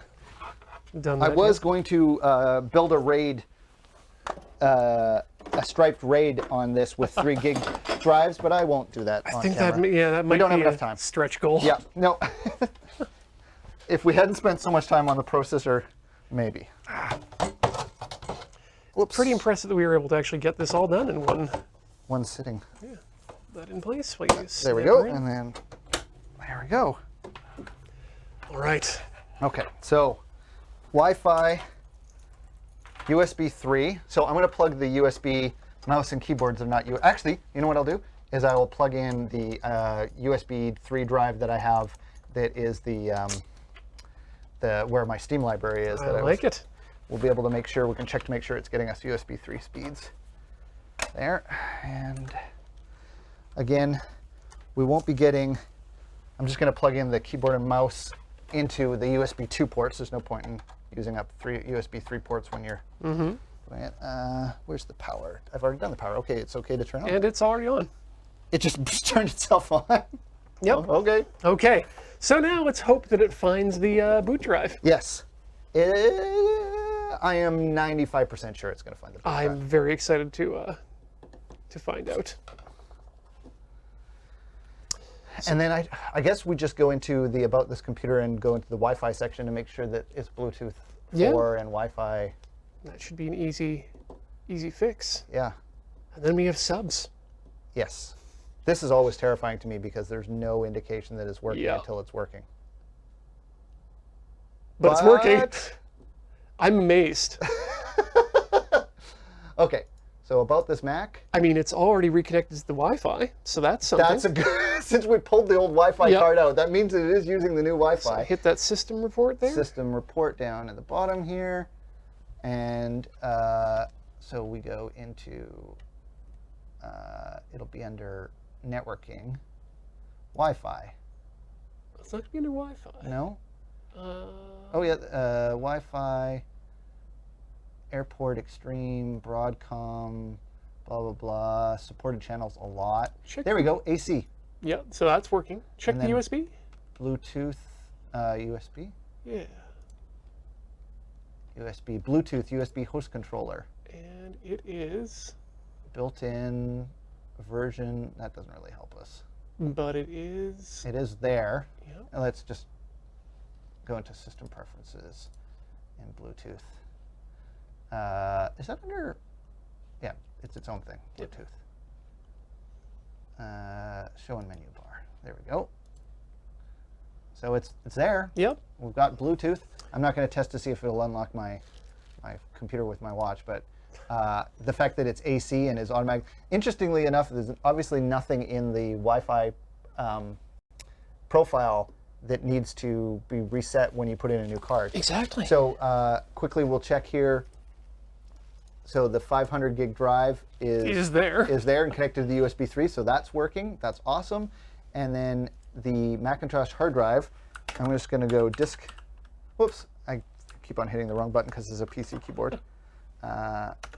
So I need not disk utility. What's the Blackmagic utility called? That's it, Blackmagic speed test. And so we're going to select the target drive, and we're going to select the, is it not shortcutted here? It is not. Just shortcutted here. See how fast this is. There we go. So the old, I didn't do it on camera, but the drive running on SATA 2, where is it? Drobo, SSD, SATA 2. So this is what I was getting with the with it in the drive base LED, which is 248 and 265. And now we're getting 504 and 522. Which is great for everything up to... yeah, it will not do 2K 25 in 10-bit, but I'm not going to be using that drive to do that. I'll get a faster drive for doing 4K still extremely video. good. Yeah. Great. Well, I think I think that is a great place for us to button this episode up. Thanks so much for joining me, Johnny. Thanks so much for having me. I'm glad that everything worked. Me too. And I'm amazed at like how much fun this was to put together in this sort of like just as a getting our hands dirty, putting the processors in. It was just absolute blast. Oh, awesome. I'm so glad. And I'm glad that I had some moral support for when I was freaking out about the processors and the Wi-Fi card and your little nimble fingers for helping with that. Perfect. Thanks so much. Thank you everyone as well for those of you who chose to subscribe over at the Patreon at patreon.com/loadingreadyrun. And for those of you who have chosen to show your support here at twitch.tv, especially we'd like to thank Beowulf, who subscribed for 59 months. Yay for bonus TTSF with bonus Johnny. Welcome to normal LRR streaming. Thanks so much. Map, WTF. I don't know if that is our friend Map from Germany. Pretty sure it is. Thanks for subbing. Thanks so much, Matt. Yeah, that's great. Cuttlefish Man has resubscribed for 19 months. I hope that today's TTSF is fruitful in its outcomes. It was! Everything worked apolliciously. Yeah. Dark Mumford, 52 months. Yeah. And that's our Dark Mumford That's our Dark Morford. Glad to see Awesome. Johnny again. Can't wait for this year's marathon. Awesome. Same here. Yeah. Thanks so much. Cannons are an instrument who subscribed for 35 months. 35 months. That's as many as insert arbitrary number is 13s. Parks04 for 11 months. Thanks so much, Parks. Thank you. We appreciate that. Okay. Wait. Oh, Chris or OK Riss is a brand new subscriber. We're happy to have you either way. Thanks for joining us. Thank you. Candy Nuke, 3 months. Thank you so much for subscribing to the Loading Ready Run Twitch channel. Tertius Prime is a brand new subscriber. Thank you, Tertius Prime, for joining us. Nihilus826, 23 months. Thank you so much. Toxic has subscribed for 28 months. Ever forward, always forward, screwdriver turning. 10th Tech Priest for 9 months. Thank you so much for subscribing for the length of standard gestation of a human. Dogma has subscribed for 49 months, saying 4 + 1 = 49. Sure! Ready Pravat is a new subscriber. Thank you so much. Thanks so much. Larkunus has subscribed for 29 months. 29. I'm out of clever things to say about numbers, but the content continues to be amazing. Thank you. Thank you. Herbert Herbderp. Herbert Derp. 14 months. Thank you. Another episode for free. TTSF. Well, so far. Excellent. Explosion free. Yes, explosion free. We didn't burn anything down. Exactly. Thank you so much. High voltage. Mapper724 for 2 months. I love all your content. I wish I was able to catch more of it. Me too, but I'm glad you're here for this one. Conspicuous Compiler for 29 months. I came here for primary for the soldering, but his fire is nice too. We actually didn't do any soldering. Not at all. Very, very low temperature TTSF. Serblix has subscribed for 28 months. Thank you so much for that continued support. Delta V, 28 months support. Thank you so much. And we want to thank you for those bits, Oh, wow. for those 2,986 bits from Yomiden, Banreal, Mr. SVD. Thank you all so much for those bits, bits. Specifically want to shout out Yomidian for the 2,500 bits and asking a question. How do you tell the difference between good bobs and bad bobs? Shoot, I used to know this. The answer is good bobs? Good point, yeah. See, all the Bobs I know are good guys. So. Oh, they're good guys, but the ones on the UNSC Marathon, you gotta watch out for some of them. Next scheduled stream is Rhythm Cafe, which is starting 1 minute ago. I should really go over and take care of that. Thanks so much for everyone for watching. If not before, I'll see you at Desert Bus. Indeed. Ever forward, never learning. Take care.